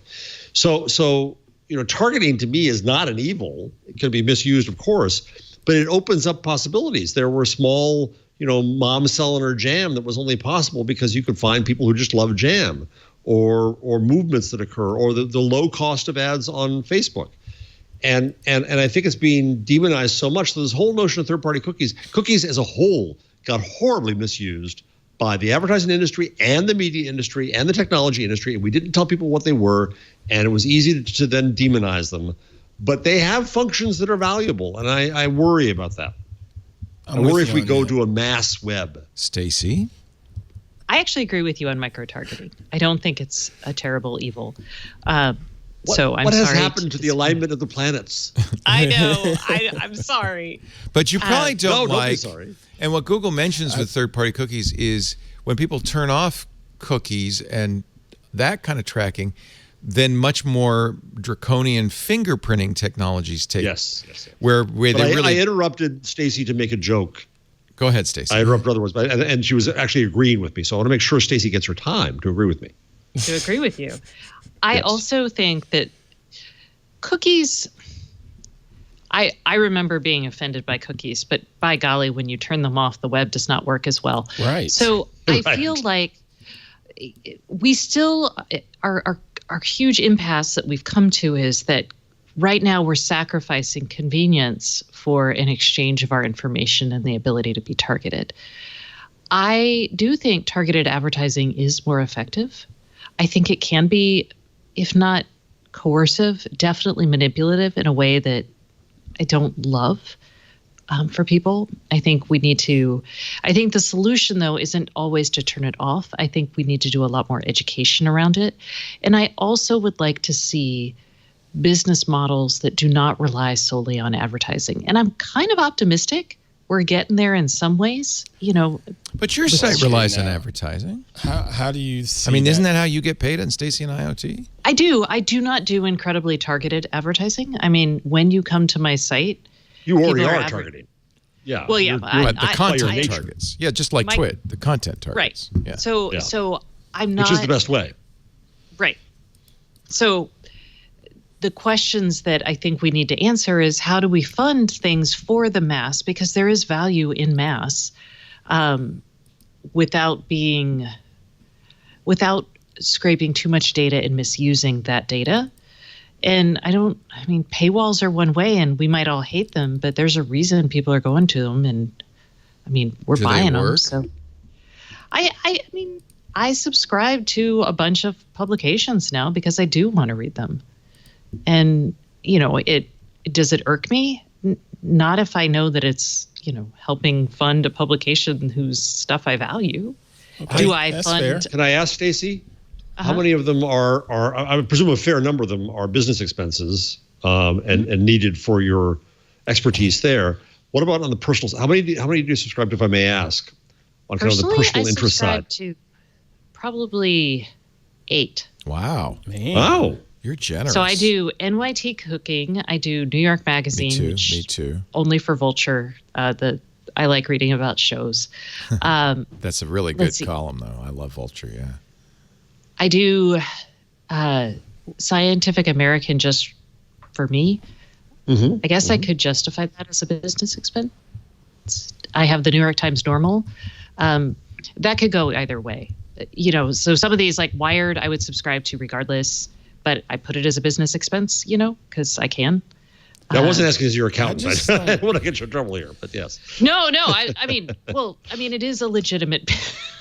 Those aren't hard to. It is. It's fine. Yes.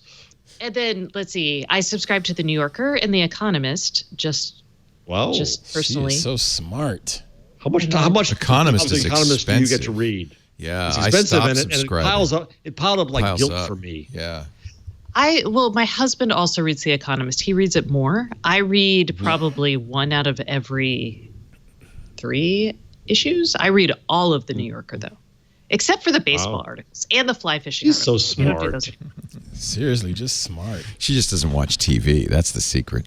I do. I read a lot. Yeah. And you have to read if I've never told you Libby is my pick of the week, I encourage everyone who has a public library that supports Libby, download that today and start downloading books. Yes. And actually, if it's not Libby, your public library almost certainly supports some sort of digital content application. There's different Can I give you my library moment? No.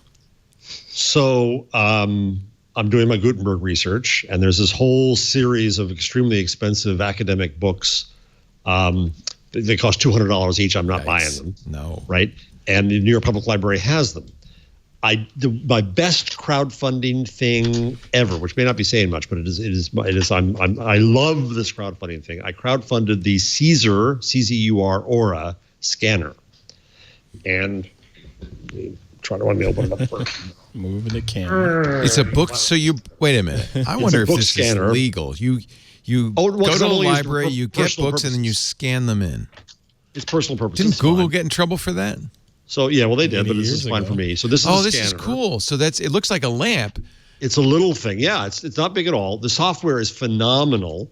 It does OCR as well as scanning? It does OCR as well. It does PDF, does all that. And then it'll also recognize when I turn the page and take the next page. MG, I got to get that. Man, that's cool. And sorry for making you all dizzy with that. What's that called again? The Caesar, CZUR. This one is called the Aura. And that's the one I have. And they just come out with a new one that's cheaper. This is $350. I got it for like $250 on crowdfunding. And it's magnificent. And so I'm getting these books, and I'm just able to have these chapters and mark them up. But there's no legal ramifications, sir? No, because personal use is fine. Okay. Fine. It's absolutely fine. Okay. At the New York Public Library, I could take pictures with my phone, but that doesn't work so well. So also, you do all the PDFs. I think Stacy's buying it right now. And then I was tracking my also has loves for the chat room. Sorry. Oh, okay. it has a foot pedal, or it has the automated thing, because it comes with these little thumb things. You find so it works can pull pretty down well? The pages. It works brilliantly. Beautiful. I'm getting it. That's awesome. And so the software, so you do a whole bunch of PDFs, and then you say, okay, make all that one PDF. Boom, and there it goes. Do you have the Aura X Pro or? I have just the Aura, I think. There's the Aura They have Pro a and new the one Aura that X. This man. Oh, it's a lot more. It's $100 more for This the man is shopping. Oh, I don't know which one I have. X. But Caesar has a new one that's $200. And if it's the same software, I think it'd be good. But my point, library. So I love our university library. I love the New York Public Library, and because I'm a professor, though a fake one, only a journalism professor, I get these books that you're only supposed to use in the library. I'm allowed to take out. Wait, how is it a journalism professor is a fake professor? So I have a bachelor's degree. Oh, I have a bachelor's in journalism too. You guys I started 3 master's degrees, and I don't have a master's. You guys beat me. I got a high school diploma. But you got a great acceptance. So anyway, so this has just been a godsend to me because I was trying to figure out how to do scanning and stuff, and it's wonderful. So I just wanted to plug those wonderful people at Caesar. I like this disclaimer on the Caesar site. If your materials are more in color demand, such as magazine, art books, and so on, please contact us first for scanning sample via message in case of unpleasant product experience. Oh, that is nice. Okay. That's warning you that it may not be amazing for, Color. high quality color. Yeah. Oh, yeah. Cool device. But also on the top of that arm, device. Yeah. there's a screen on the top of the arm, Oh, so you can stand up and see what you're doing. scanning. Yeah. I'm going to have to spend some time wow. looking at the various models because there's this is the global version for overseas customers. I guess I don't want that one. No, you don't. What's going to happen next is you're going to see this in your Instagram ads. Oh, that'll be a good test. Of course, if I had an Instagram account, I would, but I don't. You know what I found? I have an Instagram account, but I only follow Lisa. If you only follow one person, you don't get ads. Oh, really? You have to, I That's guess, how it have enough works? content for them to give you. That must be why Jeff Bezos follows only one person on Amazon. Interesting. This is in the rundown. But he only follows one person on Instagram? Guess who? And she doesn't follow him back. So knowing those two Lauren things, Sanchez? who do you think it is? Lauren Sanchez. Nope. Mrs. Bezos. Yes. Of course. And she doesn't follow him back. Of course. I got the money. You take your hot little girlfriend. I got the money. And I'm not, well, of course she doesn't want to see his pictures of going to the Aruba. Right. He wants to check up on her, though. That's interesting. Man, we got a whole soap opera out of that one little fat boy. That quick. That quick little thing. Google is, besides third-party cookies, Google also plans to phase out user agent strings. So browsers announce what they are with the user agent string to every site they visit so that the site knows what the browser's capabilities are. And, of course, many browsers lie. Mm-hmm. And there is a privacy issue with this. UA strings have been used by online advertisers as a way to track and fingerprint. It's one of many data points they can use. Dastardly. User agent sniffing, which is illegal in 22 states, I might add, is an abundant source of compatibility issues, in particular for minority browsers, resulting in browsers lying about themselves and sites being broken in some browsers for no good reason. So instead of UA strings, they're going to do something called client hints. Client hints are a mechanism that provides a way for webs. It's more like, remember when you, do you remember modems? Mm-hmm. And you would dial in and it would go, modulation. That was a negotiation. It was the handshake where the modem says, I can do this, this, and this. What can you do? And the site would say, I can do that. Let's do this and talk. That was the handshake, was the negotiation. So that's kind of what client hints are, is a conversation between the website and the browser about what they can do. That's my understanding anyway. So that's kind of interesting. So you identify your capabilities, not your brand? Yes. Okay. A mechanism which might allow user agents to be a bit more aggressive about removing entropy from the user agent string generally. Okay, programmers, stop it. Entropy, what? By giving servers that really need some specific details about the client the ability to opt into receiving them. So instead of just, hey, I'm Mozilla, take it or leave it, browser hints or client hints can do a little bit better. That's interesting. So Google, I always think of these companies as monolithic, like there's, everybody at Google has the same marching orders. But that's not the case. There's people at Google who want to do the right thing for privacy. There's people in advertising who say, what are you talking about? Right, we need all the data we can get. But in this case, I think the Chromium folks and the Chrome folks are probably doing the right thing. I don't want every site, Stacy, to have a paywall. That doesn't seem... I don't want every site to have a paywall, but I do think, if you're producing valuable content, you should get paid for it. And if the advertising models are becoming too intrusive, then that is a problem. And that's why I'm okay with it. We chose early on, we tried briefly the idea of listener supported, and that didn't give us enough money. Jake gave you money way back when. I know. Huh? 7 Bitcoin. 7 Bitcoins. But it wasn't enough to have. We have 26 employees. We have a big facility. We have many shows. So we decided to go free food on Wednesdays. Free food on Wednesdays. It was Mexican today. Free lunch. We have a massage therapist come in once a week. But California. Yeah. But I like the idea of being free because I feel like, and Mike Elgin was the guy who told me this, it's democratic. Anybody can listen. There's no means test to listen to Twit. And fortunately, we can do it ad-supported. I do worry, though, Stacy, you're right, that this reaction to tracking and to ads and the demand for advertisers to have more information about listeners could jeopardize us because I don't think we can turn around and say now, okay, $5 a month. I don't think we can do that. I don't think we've been. I'm worried about the redlining of journalism and quality information. Well, that too. Yeah. I get bugs every time I go to the Financial Times and I cannot read it. Stacy, where do you stand with ads from the broadcast standpoint with television and radio, where it's not as targeted? Where do I stand? I don't understand your question. Well, you're saying it's like it's dying, and it makes more sense if you could put some value on it and have people do a paywall. So for public television, and this gets into some interesting issues because, the airwaves are a public resource, but they're charging for the channels now, which I'm kind of like,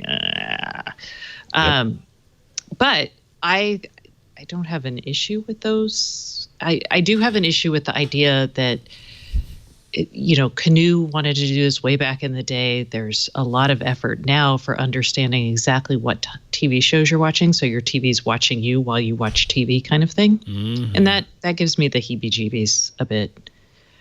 Partially because I sometimes watch trashy television. But You don't want them to know. Guilty I thought you were pleasure. reading The Economist You and The don't New want 'em Yorker to know all day. you're watching Stacey. The Bachelor. So while disappointed I'm me watching terribly. The Bachelor, I am also flipping through The Economist. Flipping No, through. And that's the problem. This brute force, blunt object tracking can't tell that she's also reading The Economist. No, Flipping through. I don't actually Big watch that difference. much TV. I watch, Now you try. Actually, Right. The truth television came is a out. really good You're example shoving it back in.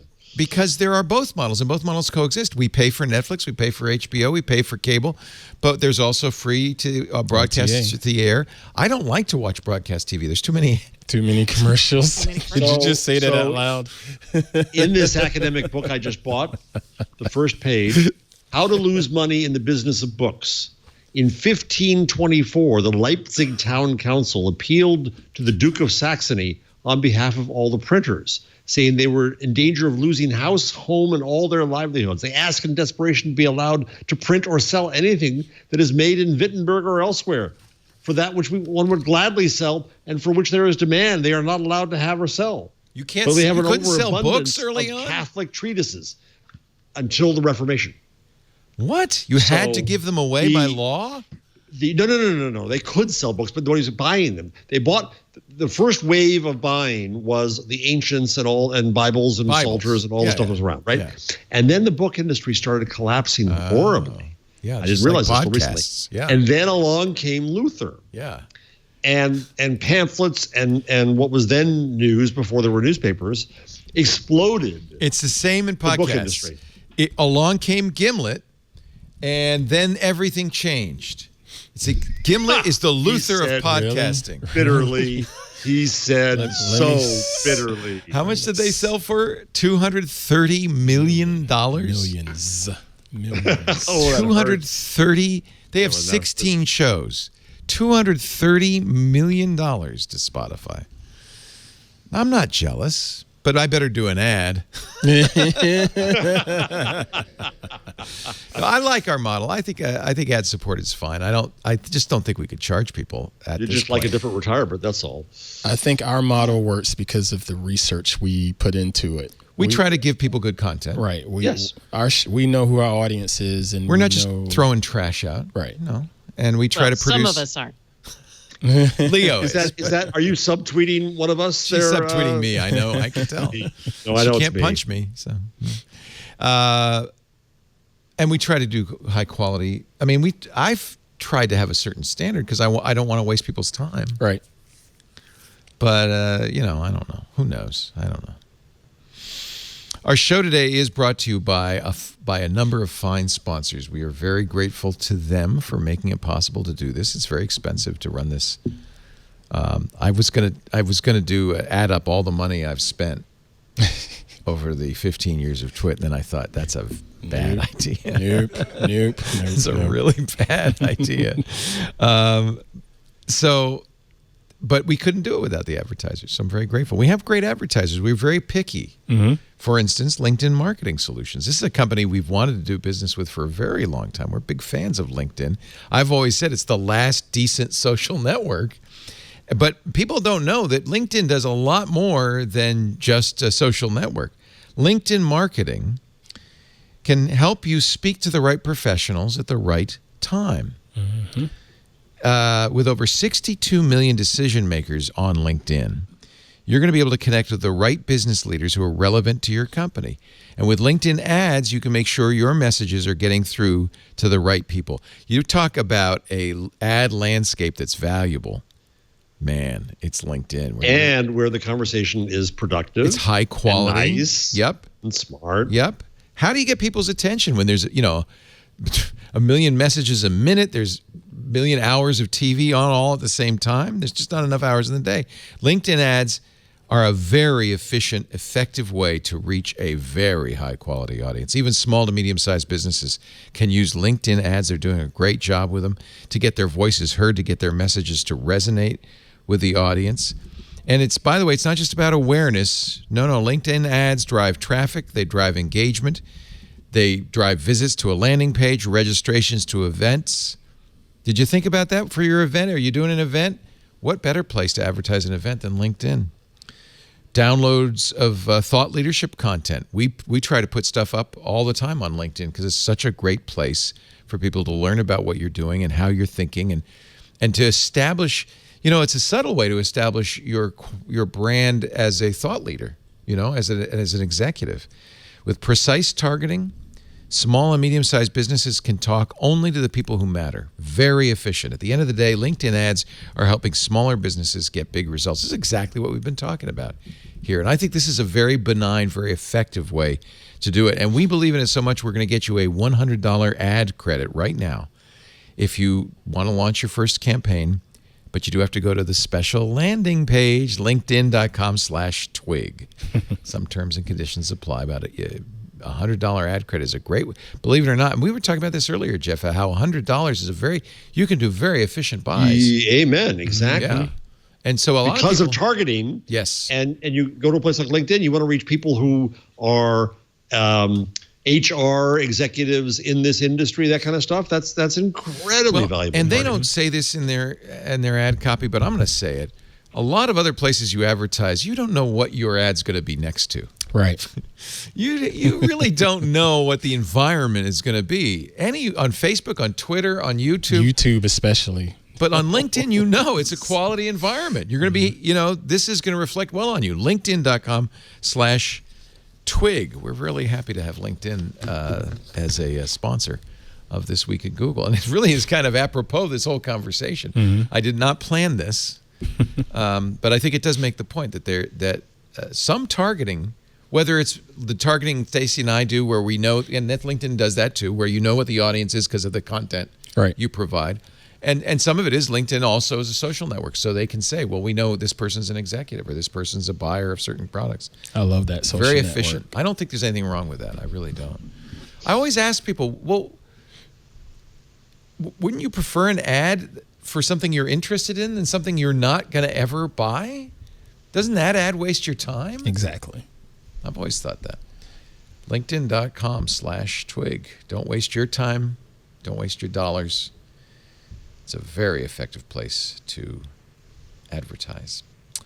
Google, people love going through the APKs of Google apps and Android apps, and I'm sure they talked about this in All About Android, but apparently the Google Call APK has a little bit of code that shows that they're going to be, this is from GSM Arena, they're going to be adding call recording.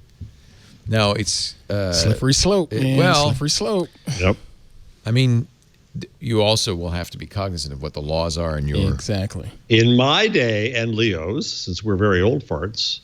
Wait, I know this. If you're going to talk about recording your conversations. Yes. Well, you had to put a ding on the call if you were recording. Oh, remember that? The beep? Yep. The beep. Beep. Google Voice does that, beep. Actually. That was a signal that you were recording. But so California is a two-party state. New York is not, Texas right? was not. Yeah, Texas New York is not. was not. New York is New York's not. So, and it really is these are antiquated laws, because the reason that Texas and New York say, well, only one person has to know, is because they were trying to prevent like wiretapping. Mm-hmm. But really, both people should have to give informed consent to a recording, right? I think so. So I think the California law makes sense. The New York State and Texas laws seem odd to me.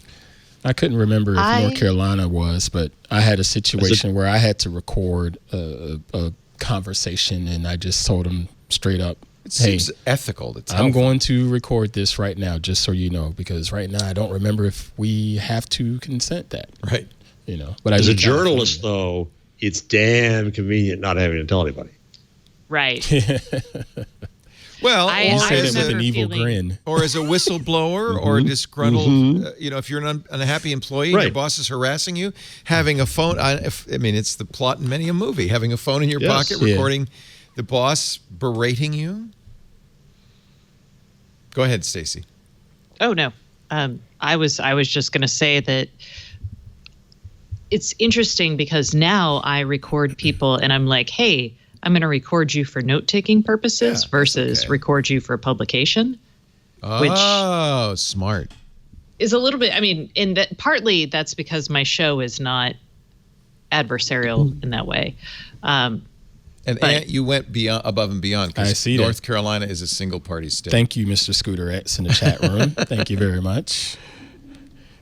See, I think don't know, I those mean- are older laws that were more worried about a conversation being recorded by some other party outside party, right? They're not worried about you recording a conversation you're having with somebody, but really they should. Should, but it's not always. You know, to the carry case. in a 40-pound reel-to-reel. Right.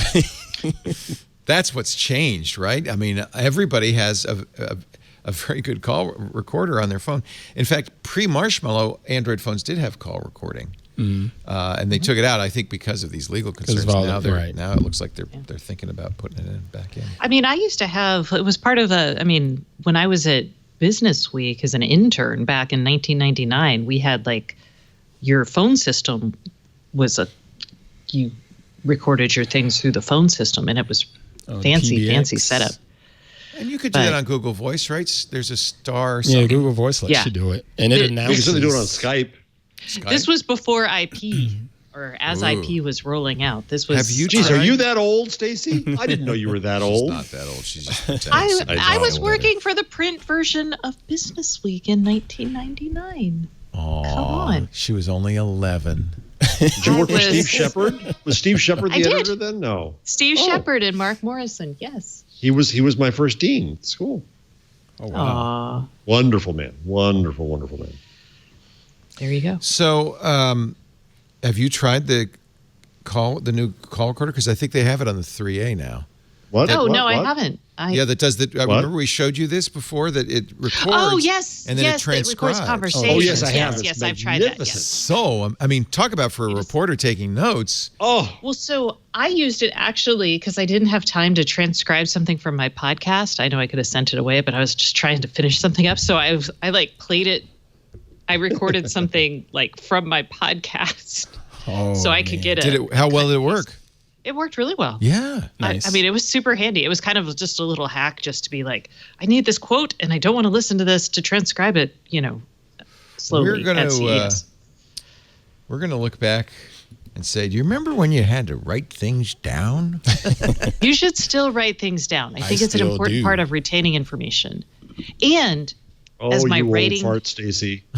No, I was going to say, as a writer, right? When I'm writing a story, when I do my first draft of a story, like anything that's more than a news story, I actually do TKs wherever I don't have the facts. I write everything, and then I do paraphrases of the quote with quote TK, so I can. Smart. And I do that so I can be. It's basically like whatever floats to the top Right. is probably It's- the most interesting it's thing. first draft Civilians time. know what TK is. Sloppy copy. That, So mean, and No. I say that with It's a a good heart. typesetter. It's a typesetter abbreviation, right? No, to come. what you were describing come. was a To come, was a yes. sloppy copy, and Yes. I'm the same way. No, I you have a- type because you want the first. I told my daughter this when she was writing. She was writing an opinion piece. I said, just write. Don't because she was getting writer's block. I said, just write. Yeah, just let it out. That's your first draft. You could throw the whole thing away if you want.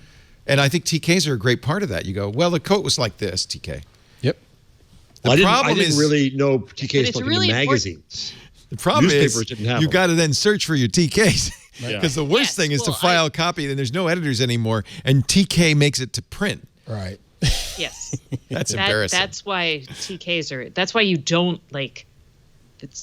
That's why I don't make things up. I'm always like TK because otherwise you'll not look at see your this. made up thing.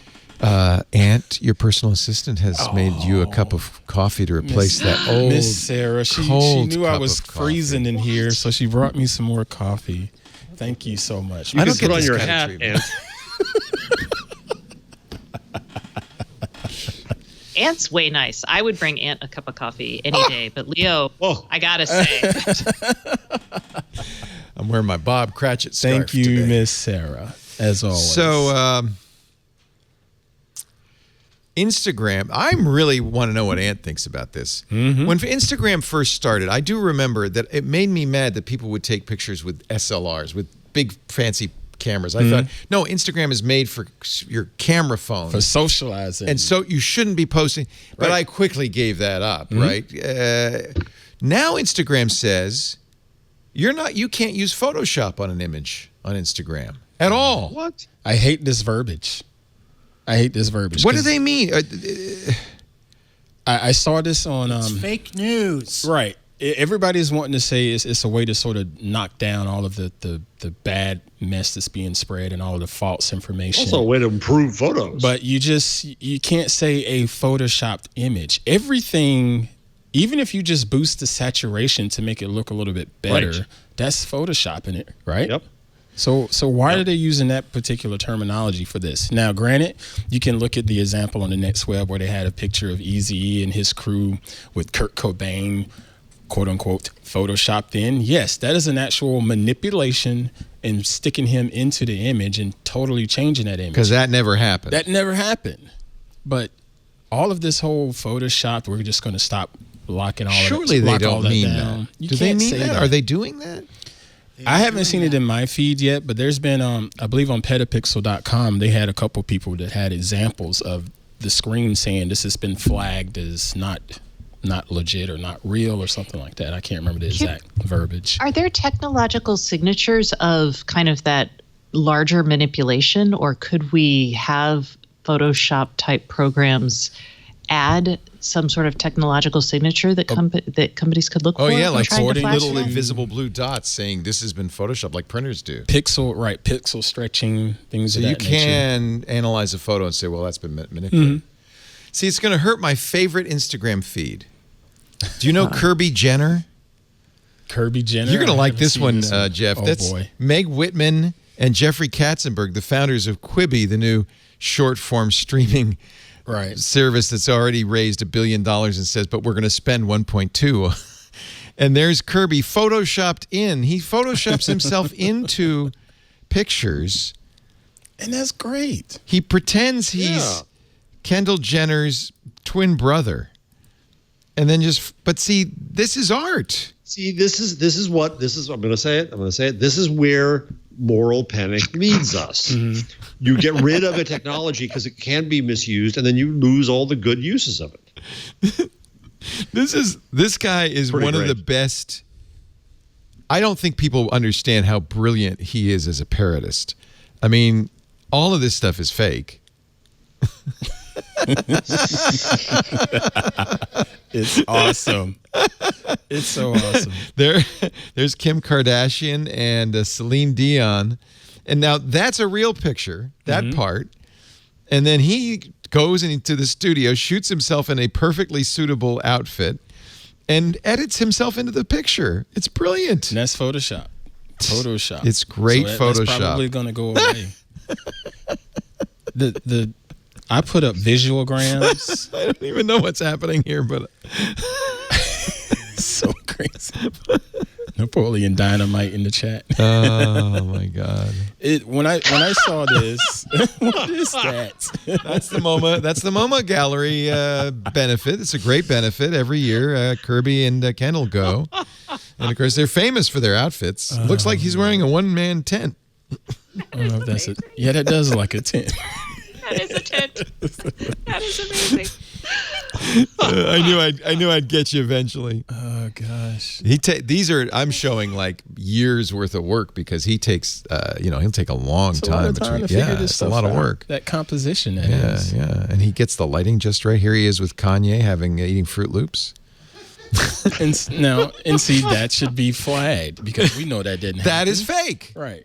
So what is They're not going to take it down. They're not going to block it, but they're going to say No, it's the screenshots that I saw. Maybe it's in my other rundown for folks I on have. photography. Is it visualgrams here? No, these are all Photoshop too. This is photographic art. Right. Visualgrams is a popular account on Instagram. And when you look at it, it's just pleasing to the eye. But 90% of those are quote unquote Photoshopped images, but they're just beautiful art. My friend Trey Ratcliffe uses HDR and Photoshop Yeah. to do some of the most beautiful art ever. Here, I'll find the Petapixel site here. Somebody in our chat room has linked it. Instagram now hiding. Yeah, and it puts like a flag on the top. It puts a big of X it. across it. Right. Reviewed by independent fact checkers. Oh, geez. You see, this is where this leads us. This is not ideal. This is where they should be fact checking every political ad. Makes them so scared. This was the picture. This is also what happens when you don't invest in people for content moderation, and this is what happens when you try to scale. Well, they're I mean, that's what rule-based. this They have is. to be. This Now, is, I have to point out that even though it had this false information, this big X on it, you could click through it. And yes, clearly those mountains aren't that rainbow color. All right, so But I'm it's going to not stop. false information. I'm going to stop you right there. So let's think about that. If you can click through it, you're scrolling through just the average. You're not going to click through it. Yeah. Exactly. You're just thumbing. I can't see that. Well, and it really casts sucks. aspersions if account has lots of these X's that the implication is this guy is trying to trick people. Mm-hmm. Kirby's definitely trying to trick people, but it's a joke. You know, it's a matter of time before. I mean, this is if what you can click through, I think it's okay. I'm going to be honest. But that's I the think, thing, though. I know not everyone's going to click through, so I think it'll be harder to establish. It's also saying it's false information, and I think that's not okay because it's false information about that photo. They just because a photo is manipulated doesn't mean it's misleading or false information. Mm-hmm. You could say this is a manipulated photo. That's probably a better way to do it. And maybe not put a big red X. Yeah. I wonder. If I think the big red X or if you get this photo has been manipulated across the photo that you click through. I think that's actually okay. But you can see why this is a problem because guess who's getting a lot of hate because they won't do this? Facebook. Yeah. They're saying any politician who wants to say anything they want in a political ad can. Just as on television, they're allowed to. Yeah. And we're going to allow that. And so this is, which is ironic because Instagram is owned by Facebook, but this is the problem is... Well, the former head of Newsfeed is now the head of Instagram, so he's going his own way. You think Mark didn't say yes to it? Oh, yeah, no, I absolutely did. But Adam Mosseri, I'm sure argued there was a different culture there, and it was a lot easier to do. Well, it's not about truth and or that's falsity. the problem. It's about change or not. And that's why this is such a bad thing because it is using a mechanical system to say, oh, well, that's been photoshopped. And the presumption is it's misleading or it's false, but we can do it. And this is my problem with it. Because, well, we can do it, they're going to do it even if it's the wrong thing to do. And Facebook's not going to do it because they can't do it, even though that's the right thing to do. All right. And so it really comes down, and it does every single time in Silicon Valley, to the technology. Can we do it? Then we'll do it. If we can't, well, we won't. That's what it comes down to. I don't want Facebook. I don't want. Do you think Facebook's going to do a good job of fact checking? They're going to do an awful job of fact checking. It leads us to the kind of stuff you showed. No, I agree. And everything the politician says practically can be called a lie by somebody who doesn't like it. Right. I think putting them in that position and telling them to fact check political ads is ridiculous. How about anti-vax ads? Should they run those? Yes. No, they should get rid of those. Yes, well, I agree. They're running them. Here's this is from BuzzFeed. Carolyn Haskins. This is a screw up. Is it a screw up or a policy? Well, their policy is not to run anti-vax. Policy is not to run them, so they're screwing up. Well, this is an example. See, technology can't do it. So, well, we're going to just go ahead. I think this is bad because people might look at this guide to pertussis, which implies this is a guide to whooping cough and what to do about it. It falsely claims that the whooping cough vaccine causes neurological damage.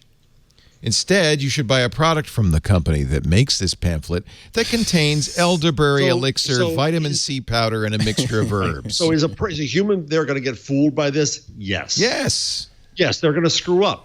They're and the problem is that story just brought that a hell of a lot more attention than that ad ever did. I don't know. I wouldn't say so? that. How many? We don't know. That ad might have been millions of people might have seen that ad. I guarantee you millions of people did not hear this show. I wish I was as effective as Facebook We ads. are heard. We are heard. I every wish. week. So PayPal bought Honey. Remember we talked about that for what, $1 billion? Now Amazon says they were talking Honey's junk. a security risk. Yeah, they were talking junk, right? That's interesting. Honey, which my wife uses and loves, is a browser extension that finds coupons. I asked Lisa, I said, you know that the reason that's free is because it's tracking where you go. She said, yeah, that's fine. I get save so much money, it's worth it. So she knows. Right. Amazon says, well, that extension is a security risk, not a privacy risk. Amazon would be chutzpah. But honey's spying on you. And no one is saying anything about Amazon's tracking cookies, though. Right. They're doing the same thing. Yeah. And by the way, honey's been available on Amazon for years, so it's not, $4 billion. That's what PayPal paid. Every woman I know who's a mom or a real person who does not speak technology, they all use this. This is like legit. Do you think they know, Stacy, how honey makes money? A couple of them do, but most of them don't care because they're also getting value. And that's the point, right? Yeah, if you can get value from things, people don't mind. I think the question is, that value is easy to see because you're saving actual money. Right. That's the same argument I have with just being logged into Google services on my Android device. There's a value for me to be able to go through the big city of Petaluma down these streets that I have no idea about and let Google track me and tell me the right way and so on and so forth. There's a value to it. Oh, yeah, maps for sure. Right. But do you leave maps location tracking on when you're not using it? I don't think so. No, most of the time. And that's that Apple thing. It says only allow when app is running. Yeah, most of the time I do turn it off. Yeah. I do that all the time now on Android. Now you have that choice on Android. Yeah. It warns you if Google it's doing offers it. you that now on Android. Yeah. It's like, hey, this location this app just got your location in the background. I'm glad both are doing it. This is why I really like California's Consumer Privacy Act, because there's really only two parts to it. It's easy to understand. A, you have to tell them what information you're gathering, and B, you have to give them a choice to opt out. Let us delete it too. That's very simple. And I think that's what we should expect from every company. Honey should say, look, this is what we gather. You're getting a great deal. We're saving you hundreds of dollars in return. It's a free service. We got to make money. This is how we make money. Just be clear. Be upfront. I would say this is what we gather, and this is where it goes. Yeah. Yes. And that's in the law too. This is who gets it. Yeah. Which, if we'd done that, it's in the early days of cookies, we wouldn't be in this situation in our industry. Disclosure is, which I wrote in a book. The cure. You did. See, I should read more. Was that Stacy's the one who reads? I just like to watch TV. As Chauncey Gardner said, I like to watch. Twitter. All sorts of changes. They're looking at all sorts of things. One thing they will not do, according to Jack Dorsey, is add an edit button. I still don't quite get that. Because it's already out there. It lives. Yeah, I didn't know. It goes out on RSS. Even if it's already out there, you can put an edit tag on there just the same way a chat room does. Well, no, because they can't pull it back. It's out there now. They can't control. So you can edit it. You'll think it's edited, but it's not edited on all those other places it went. Oh, now I see what you're saying. Yeah. Okay. So what Mastodon does, which is the Twitter clone that we use, twit.social, if you want to join our Mastodon instance, is if you say I want to edit it, it says you can delete it and post a copy, and we will honor that. So you say delete and edit. That's our twit.social Mastodon if you want to join it, twit.social. It's actually Did you know great about the Twitter compliance feed? No, what's that? I just heard about this today, that evidently when Twitter takes something down for some kind of legal reason, they send out a feed to those who still have mechanisms to run Twitter saying you must kill this. So they could have sent out a feed that says, you got to. I never wanted them to allow somebody to change a tweet and not have evidence of that. All I wanted to do was to say the full original tweet is fine. Let me add on to it to say here's the mistake, and it goes with it. That's all I ever wanted. I think. And I mentioned this to Jack personally 2 years ago, and evidently what the story says is basically there's a quaint Americanism, grin-effing us all along. Oh yeah. Okay, we're thinking about that. We're trying that. And they never intended it.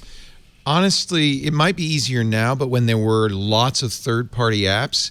That was hard. The issue is you can't guarantee that everybody is seeing the edit. Right. So it misrepresents it to you. You see it on Twitter, but you don't know who's seeing the edited version. That other version's gone out. It's out there. It's in the world now. You can't change shows it. Something else. It's like live TV. Which is their argument that that's the case for via text. SMS? I think they turned that off after Jack got hacked. Okay, sorry. I was like, wait a second. Is that still a thing that can No, happen? Jack got hacked. By the way, great bit on Security Now this week, yesterday. Steve Gibson talked about a report I think Princeton did it, where they got prepaid accounts with all the major phone companies, and they showed how easy it was to SIM jack any of these accounts, because the customer service reps really did not. You could say, well, I don't remember my PIN. Oh, well, do you know? Tell me 2 calls you made recently. I don't know that. Tell me 2 calls that came in recently. Oh, I do know that because I placed them. Right. And then you have the SIM jack. So SIMs and cell phone numbers are a terrible way to authenticate.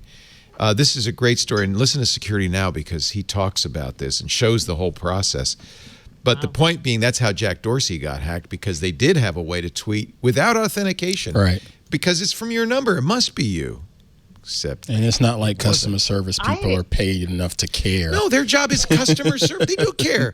I think it's the other way around. They want to serve, and if they think you're the customer, they're going to do everything they can to get you that new SIM. I'll rephrase that: care enough to do enough fact checking to make sure you are who you are. They don't want to be mean. Right. Right. Well, I'm going to tell you that I called Verizon and I had them. Now, if anyone tries to get access to my phone or any of that, basically, if anyone tries to change my phone number, get access to my phone or my SIM information, they call me. So it's like that's a good idea. And I had to call them and ask for that. I don't think it's a service they provide, but I think they should offer it. You know the only problem with that, Stacy? What? If the number they're calling is the guy who's SIM jacking you. They're calling me on a different number. Yeah. So that's like the Google has the recovery email address, which is different than your Gmail address, and a recovery phone number, which is different than your Google Voice or your Fi number. That's what you need to do. You have to have a second number. And that's better. I mean, it's still conceivable that you could be SIM checked on that number and then. Well, yes. I mean, there pins don't work. The point was pins don't work. In almost every case, these guys were able to say, it's 1, 2, 3, 4. No. Oh, my, I must have written it down wrong. Right. Oh, well, we have other ways you can authenticate. And, of course, the other ways were increasingly weak. Yep. At one point, they were saying something like, what's your birthday? And you said, January 4th. No, you're getting warm. They literally, the customer service person, no, that's close. It's a little earlier. You got to listen to it. It's hysterical. That's crazy. Well, but again, I don't think they're not trained. They're not trained enough, paid enough to say, you know what? No, that's not cool. So what else is Twitter's doing? A bunch of stuff. Let's see. Conversation participants compose screen tool is coming this year. This is going to bug me. This is trying to make Twitter kind of private, and you can make all kinds of levels. It happened to me for the first time yesterday. I saw somebody respond to a tweet. I want to say, well, this person restricts some of who can see with this. And you don't know who the person is. You don't know what was said. So now you can have 4 options: global, which is everybody; a group; a panel, which I think is people named in the tweet. Maybe. You name in the tweet. Yeah. And then statement is for everybody. Which is nobody can respond. Where you post a tweet, but you can't get any replies. It's like that's perfect for it's Twitter. Like a presidential press conference. That's perfect for Twitter. It's just right. Well, for yeah. Twitter. I mean, wait until Trump discovers that one. Right. Well, he should be using that one. Why does he need replies? Actually, probably he's not allowed to. Right? He can't block replies. Well, now it's just a feature. He's not blocking them. Royal Knight. He's putting up a statement instead of a tweet. Right. It's a statement. A statement from the Oval Office. Royal Knight in the chat says it reminds him of the him or her of the Google Plus circles back in the days. Yeah. And we have that on Twitch Social, by the way. You can make a toot, that's what we call them, on Mastodon. You can make a toot that's public, private, friends only. You can fart in any direction you want. Twitter is also considering tipping. This is according to Yahoo Finance. I don't know. Are they the information? Oh no, it's not. It's the information. We got to give credit. Then this is a good source. You actually have the account. I don't. Yeah, I paid for it. So see, apparently one of the things the information. This is a leak. Twitter has not announced this, but one of the things they're talking about is tipping. What about Twitter banning political ads? Was that not an appropriate solution? I argued that it was that both Facebook and Twitter were wrong. And the reason I'm against what Twitter did is, once again, it cuts off new candidates and new movements from an efficient mechanism of advertising and forces them back onto television, where Tom Steyer and Mike Bloomberg and Donald Trump all win. The information says Twitter is considering a feature that will allow users to tip, send each other money from the tweets, according to two people familiar with the company's decisions. It couldn't be learned when the tipping feature will debut or whether microtransactions play. We'll see Twitter linking up with Dorsey's other company, Square. A Twitter spokesperson said the company explores lots of ideas. It wasn't currently developing a tipping feature. They denied it, in other words. Is it sort of an obvious pivot? Sending money from Twitter is completely reasonable. You can send money in Facebook Messenger. You can send money in Apple's messages. Right. I don't see any reason. It's a Chinese thing, Yeah, why wouldn't this be an obvious pivot for them? Yeah. You know? Maybe then I could drop all the advertising. You just send me money. Means you got to go back on Twitter. No, sir. That's what they do. Yeah. Twitter was like WeChat. And WeChat. Then WeChat. That's right. They allowed paying, and boom. They went off. So, Leo, we discussed this while you were gone, but the in defense of Twitter line there is there was a really good, I think, because I agreed with it, op-ed in the New York Times by a University of Pennsylvania professor. I did like that. And so she has a book coming out, which we might want to just mention, called, I'm suddenly forgetting the name of it. Sarah Jackson is a professor at Penn. #Activism. Networks of Race and Gender Justice. Her point is that lots of marginalized groups got a voice on Twitter, like Black Twitter, which is actually the best Twitter of all. I've heard that myself. Yeah, you probably don't follow. Nope, but I've heard that. Andrea Langston gave me, I asked on Twitter, well, who should I follow? And she gave me a whole bunch of people I should follow on Twitter. Mm-hmm. And it definitely adds flavor to the Twitter feed. I like it. No pun intended. Yeah, a little chocolate in the Twitter feed. No, but that's the point, is that there are different disenfranchised groups who suddenly have a voice, and I think that's absolutely true. Nobody says, even Leo, when he says Twitter's a dumpster fire, I don't mean to say that there isn't some value in it at all. Yeah. There's huge value in it. Yeah, you and I have argued about it several times. We've argued about it several times. There's value in it. Yes. The question is whether it's worth singeing your eyebrows on the dumpster fire. It's a position of privilege for us who have these megaphones to say that others shouldn't. Mm-hmm. Oh, you're right. All right. She mentions, Jackson mentions justice, the hashtag justice for Trayvon. The hashtag Black Lives Matter probably wouldn't exist without Twitter. Right. Oscar's so white. Me too. Oscar's so white. You can go on and on. There are a lot. My favorite is Living While Black, where I have learned things that I should have known. This is the case for people's lives, and I did not know. How about hashtag Why I Stayed, which gave women in abusive relationships a chance to talk about that. That's heavy duty. Mm. But Twitter, in its anonymity, its kind of spontaneity, really becomes a good place for conversations like that. You okay, Ant, do you mind if I ask you something personal? And please say if you do. Sure, go ahead. I don't guarantee an answer. But do you ever wear a hoodie late at night? You shouldn't. Walking around Petaluma? I wouldn't. I'm asking the updated question of whether you have the talk with your sons. Oh, God. Okay. Yeah. And then whether you have it in social media. Any talks with the boys are always just between us and the four walls. Okay, fair. And as far as them being online, yeah, they have private accounts, but I only hide Queen Pruitt for the most part. I don't hide the boys because they're athletes. And since they're already athletes, public, huh? they're going to be in the public eye. So they've got to understand how to maneuver it. They're also really good looking, right? And they've learned how to watch for this and watch for that, and to look out for predators and things of that nature. And every now and then I had to tell them to stop putting locations down. Yeah, but they've learned. Oh, Doctor. So Stacy, and J.J. Stone has been very open about talking about what he tells his daughter about being black. Yep.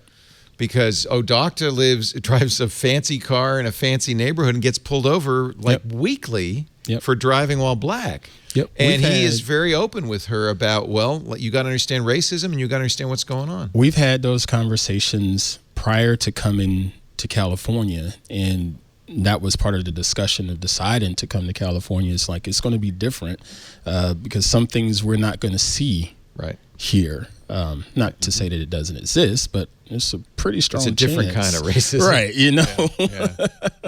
But I mean, if I had if I were black and I had a black son, a teenager, and after Trayvon, I would tell him, I don't know what I would tell him. I would say, I'm sorry.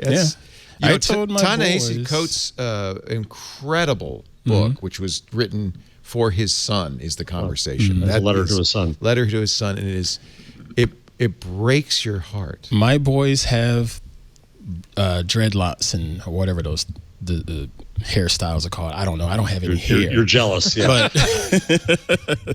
But that was part of our conversation, you know, a couple of years back was, you know, you're going to be judged just because of how your hair looks, just period. It's not fair, but that's just the reality of it. And we've worked through that, and we've been fine. We've moved on, you know, because they know that they offer more than just their haircuts. Yep. One of my students in social journalism is every student picks a community, and her community is people who keep their hair natural. And the discussions about how people change their hair to get a job interview, what happens to them in work, all of that. But what's interesting to me, and Stacey, I'm curious from you too, as your daughter gets to the age where she can be on social media, what are you telling her these days? She doesn't want to be on social media. She looks at it as she lurks. She wants to be on, as she calls it, Pinterest. She wants to be on Pinterest. She has a lot of friends on Instagram. She sees things on Instagram. You know, I don't know if she doesn't have her own account, but she does look at other people's sometimes. Nice. She's not interested in putting herself on Instagram. And I think part of that is a result of me being hesitant to put her online anywhere and talking about that with her. I don't know. So right now it's not something I have to deal with. I did let her have an account on Pinterest, and she knows her school has had a curriculum around it. I think this is where her private school did. Yeah, her school did a lot for her in a way that I don't think. Yeah, most try to just ignore it and act like it doesn't exist. No, I think that's starting to change. I really do. Okay. Yeah. We didn't have it in North Carolina prior to getting over here, but we did have the discussion about the mental health side of it. And I had to have that talk with my boys to say, look, I know you guys enjoy showing this and that to your friends on social media, but I want you to sort of be cognizant and not be braggadocious on social media, because you don't know how that's affecting people. Because, like, good for you. Like you said, they're good looking kids. They got my genes, doggone it. But but they're I was they're say talented. Look a lot more like Queen Pruitt. Watch it. But they have personality and charisma, and they do really well in school. They do really well with their athletics, and so they're superstars. You could tell they just shine. So every now and then they could come off as braggy, but I have to tell them, look, tone it down just a touch. I know you just whooped that dude in track, but you know though they have that Southern humility. They say sir and ma'am. They're actually really good. You don't know how good your kids are. They are really well behaved and well brought up kids. This is the book, and I listened to it on Audible. Ta-Nehisi Coates, Between the World and Me, and I was in tears through much of it. I recommend getting the Audible because he reads it. It's so powerful, and it's what he would tell his son. And he's the world is not fair, and this is the world you're growing up in, and you need to know about this. Between the World and Me. Oh, yeah. I'd be actually really curious what you think of it. Yeah, if it reflects your experience. Let's take a little break, and Stacy's going to get to go home in a minute. I am home. You want to build a snowman out there? I was like, we built a snowman. We built a snow fort. It's been snowing for 3 days. How many inches did you get? Like 6, 7. Wow, 3 days it's been snowing. I mean, I'm kind of jealous. I love snow. I miss snow. Nope. How are do you want you me to show you driving the in snow it, fort? Stacey? Does King Higginbotham do the shoveling? We're We gonna call have it to Queen, shovel. It's Queen Pruitt. We gotta call him King Higginbotham. I'm not going to call him King. I'll call him a prince. Prince Higginbotham. That's even better. That's as much as. That sounds pretty good. Prince Andrew. Oh, no, actually, sorry. That's not a good. No, never mind. You're Never right. mind. He's not that guy. Yeah, no, Andrew can be Andrew because he's online in a consenting He's public. adult. Right, Yeah. he's public. Yeah. He's been on the show. Right. Yes, Yeah, he had a yes. segment, right? Yeah. Yeah. Although I realized, and I do so much to not show my daughter online, but this whole time in my office, there are pictures of her on my little bulletin board behind me. Oh, we Right. can't make those out. Yeah. She is 2 in them, so My eyes I are don't good, but feel not so that good. bad. Yeah. But I'm like, oh, this whole time I have not been. It's something I grapple with all the time because from the moment my kids were born, I was on TV and then doing this, and I have a bad habit of talking about my family, and they don't like it one cotton picking bit. None of them. Well, the kids actually don't seem to mind that much, but none of my wives have enjoyed it. My family's been indifferent about it. They're like, yeah, whatever, The good thing is, I mean, in this environment, it's not bad. It's not like you're exposed. It's not like I'm on national TV or anything. But still, it isn't something that they agreed to or bought into. This is my life, not their life. So I kind of feel I should have done that better. Oh, well, too late now. There's so much on that list, man. So much. Well, people. Yes, it is a long list. The older you get, the longer it gets. Yeah. It's amazing. People My who daughter are just called me. I don't know if she's listening. I'm not talking about you, Abby. Go ahead, Stacy. You did no, earlier. I was gonna.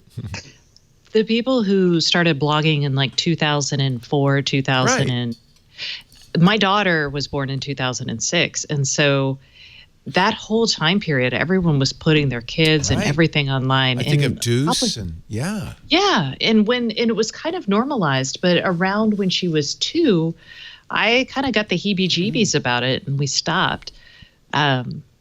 And it was weird for a long time. Only in the last probably 4 years has it been okay. And we still her schools and camps always ask for permission to photograph her, and I'm always telling them no. Yeah. And I know we look like crazy people. They're like, what the heck? No, Who are you don't Like look like crazy people. You don't. They're reminding me that I let Abby do a podcast on the on the network when she was in high school. So I guess she did sign up for it, actually. Well, and my daughter's come on the show, like my show. She comes on once a year usually to talk. Nice. But again, that's audio only. It's a little different. It's audio only. She is, she's getting a chance to put on her professional face, as it were, or her in the world face that I don't think kids are really aware of until. No, you're lucky to be able to give her that. I think that's a good experience for her. Honestly. If it's in a safe environment, which it is. I'm screwing her up in other ways. Our show today brought to you by a tool you will use a lot. You got to sign up for Zapier. It is awesome. We use it all the time. Zapier allows you to, how can I describe it? You create zaps, which are little applications that connect one thing to another. Your Gmail to a spreadsheet. Well, actually, we use a lot of the Google stuff. For instance, I have a Zapier that automatically, when I favorite an article in my newsreader, automatically bookmarks it on Pinboard, which is a bookmark website, which automatically sends it to a Google Sheet in a precisely formatted way so that Karsten can then add it to the show rundowns. That's all done automatically. One of the things I love about Zapier is it has multi-step zaps. It also has all the integrations, over 1,500 applications, software, lots of business integrations. In fact, it's really great. If you're in sales, for instance, you could just set it up so that the minute you get a lead, you engage them, you automatically import new customers, you notify, your team about what you're doing, what your opportunities are. It works with Salesforce, with your CRM. It works with spreadsheets. Because it supports multi-step zaps, I love that feature. You can have one trigger do a bunch of stuff. And we use, we're all in on Slack. It works with Slack. I mean, I used it last week during CES. Did you? I did. Whenever we had something go up on our YouTube channel. My Zapier account would grab that information for the YouTube, grab the thumbnail, and then send it on over to my Buffer account so I could post it out to Twitter and to LinkedIn automatically, because I couldn't keep up when I was our wondering, editing you were doing all team- this tweeting. I didn't understand how you did that. I should have known. Zapier, baby. Should have known. It made me feel bad. I thought I answer out socially.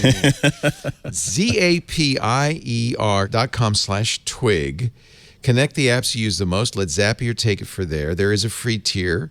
I'm on a paid tier because I found 1,000 ways to use it. It's amazing. In fact, you're inspiring me. There's ways. That's the thing, is you talk to people and there's other ways you can use it. It is not. Don't get scared. It's not programming. It's very simple, step by step. Anybody could do this. In fact, lots of people do. 4.5 million people use Zapier, and on average, they save, get this, 40 hours a month. That's a full work week, free, without any work on your part, at Zapier.com/twig. For business, personal, I just love Zapier. You got to try it. Zapier, Zapier.com/twig. They've got a free 14-day trial up there for you. Zapier.com/twig. It's kind of fun. You get hooked on it, and then you start thinking about other things you can do and all sorts of stuff. I'm looking at those Hue lights that they announced, the outdoor lights, Stacy, and I want to set up a little extensive zap that'll do all sorts of things, different times of day and so forth. Zapier.com/twig. Stacy, what's your thing this week? Well, I was going to do the personalized pop socket that my husband gave me for Christmas, but I'm just kidding. Oh, no, does it have your really? picture on it? It has my dog's picture on it. Oh, it's and a the best dog part is, socket. Yeah. she's grr. But this, you flip it upside down, now she's happy. Happy dog, angry dog. I love it. Okay, but that is not actually it. Although you can buy customized pop sockets for your loved ones, and I will say that was the best gift that I think I got. Very sweet. No, my choice this week is I saw it at CES, and I'm a heating pad aficionado because I have migraines and I get all this tension and blah, blah, blah. And I hate being stuck to the cord. I'm constantly, I want to move around, I want to do things, but instead I just have to sit and watch TV or read The Economist, and it's just no fun. So a company called Relief Heat makes a heating pad that you strap. It's mostly for your back. Oh, you strap it around your Father waist. Robert had this. Okay. He brought it in on Sunday. 160 degrees on your back. I put it on. It's so hot, I was sweating. It's a little hot, but you can it's control it. battery-powered. Yeah, and you control it via your smartphone. I love this. Yeah, I love this too, because I'm so I bought one. I'm going to wear it more around my shoulders. It's not ideal for that, but I'm going to see how it works. But yeah. It's designed really to go right in the small of your back. It's just the right size to go right where most people are tense and tight. But I was had they had a Relief one designed, because I have a shoulder and neck heating pad that I love for my migraines. But I'm going to try it, because how awesome would it be? I could be cooking dinner while wearing this. I could be doing the show. I just love it. So that is my pick of the week. Tell me the name again. Relief Heat. Relief Heat. Is it available now? It is available now. Great. There's two sizes, so make sure you look. There is up to 40-inch waist, and I believe bigger. Well, if you're bigger, you really do need 40 to 60 inch waist. Aunt Pruitt, there you go. What is up with you these days? What do you want to share with us? Well, my pick is Miss Patty Mates, and I hope I'm pronouncing that correctly. This is someone I started following on Instagram. That is PAMATTES on Instagram. And I came across her from watching another one of my favorite photography resources, and she's someone that's getting started in photography. I love her. But she's wanting to step up her photography game because she's wanting to be better with getting pics for the animal shelter. So she's been investing a lot of time in trying to learn the world of photography, and is really trying to just make these animals shine on the So it's studio photography, portraiture, but it's for animals. But it's for animals. And love it. She doesn't have a lot of followers, so Twig folks, go over there and give her a follow and just show your support, because she's trying to do something really good with getting all of these animals adopted. And she's thinking, you know what, I can't just take regular drab pictures. I've talked about it on hands-on photography. If you're going to do headshots, you can give someone a nice headshot or you can give them a mug shot. It's all about the personality, and it's all about what you do as a photographer to make that person shine. Same goes for these pet portraits. So Patty Mates on Instagram. It's PAMATTES. Instagram.com/PA Mattis. I bet it's Mattis. Mattis, like maybe? Mad Dog Mattis. I don't know. Okay. PAMATTES. Or maybe mates, like lattes. Lattes. I don't know. Jeff Jarvis, a number, sir? So I have a very quick collection of mogul moment numbers. Ooh. Google is about to hit the $1 trillion valuation club, where Apple and Microsoft have been. Mark Zuckerberg is now the 5th richest man in the world. Yeah, boy. And interesting stuff in this story about the subjects of the movie. Eduardo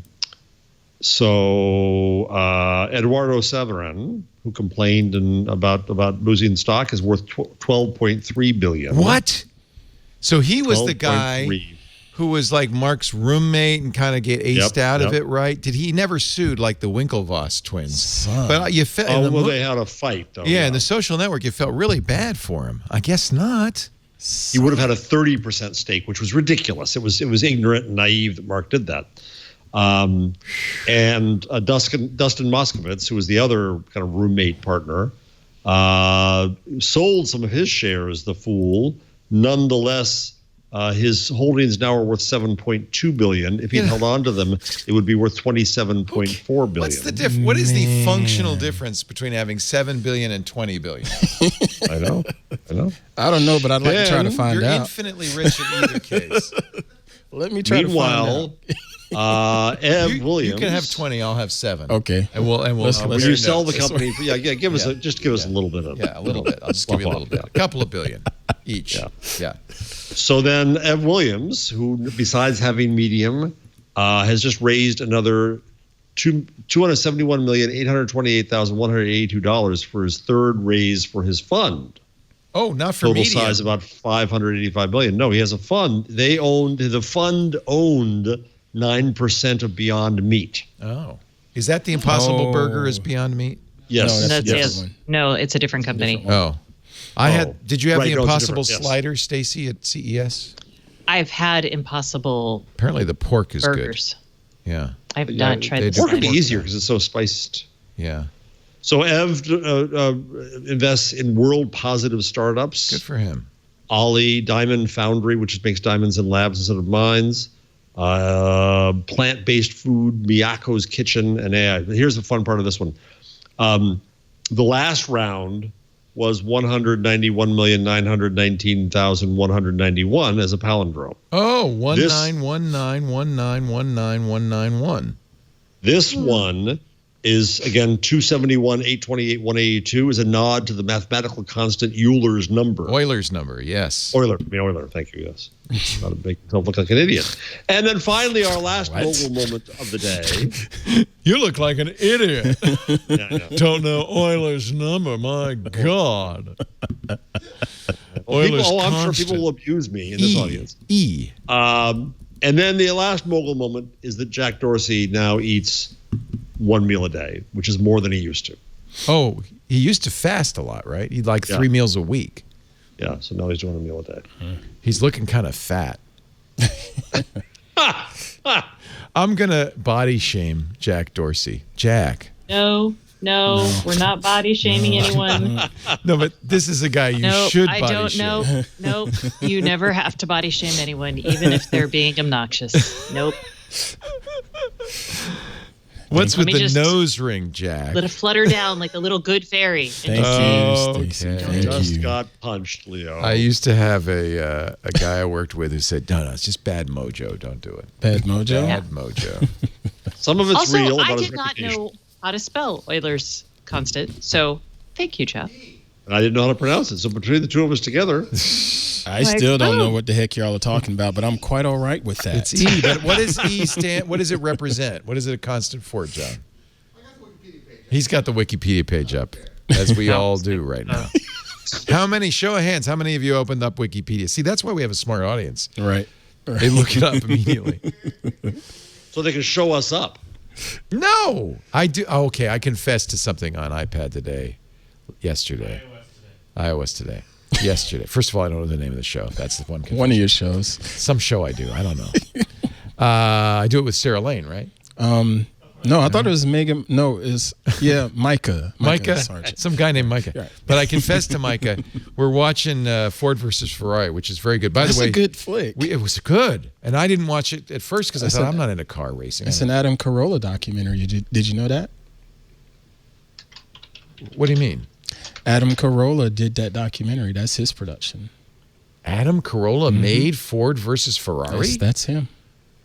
He's done quite a few documentaries Man. out there. He's a little more prolific than one may think. Wait, Ford versus Ferrari is a documentary? No, it's not.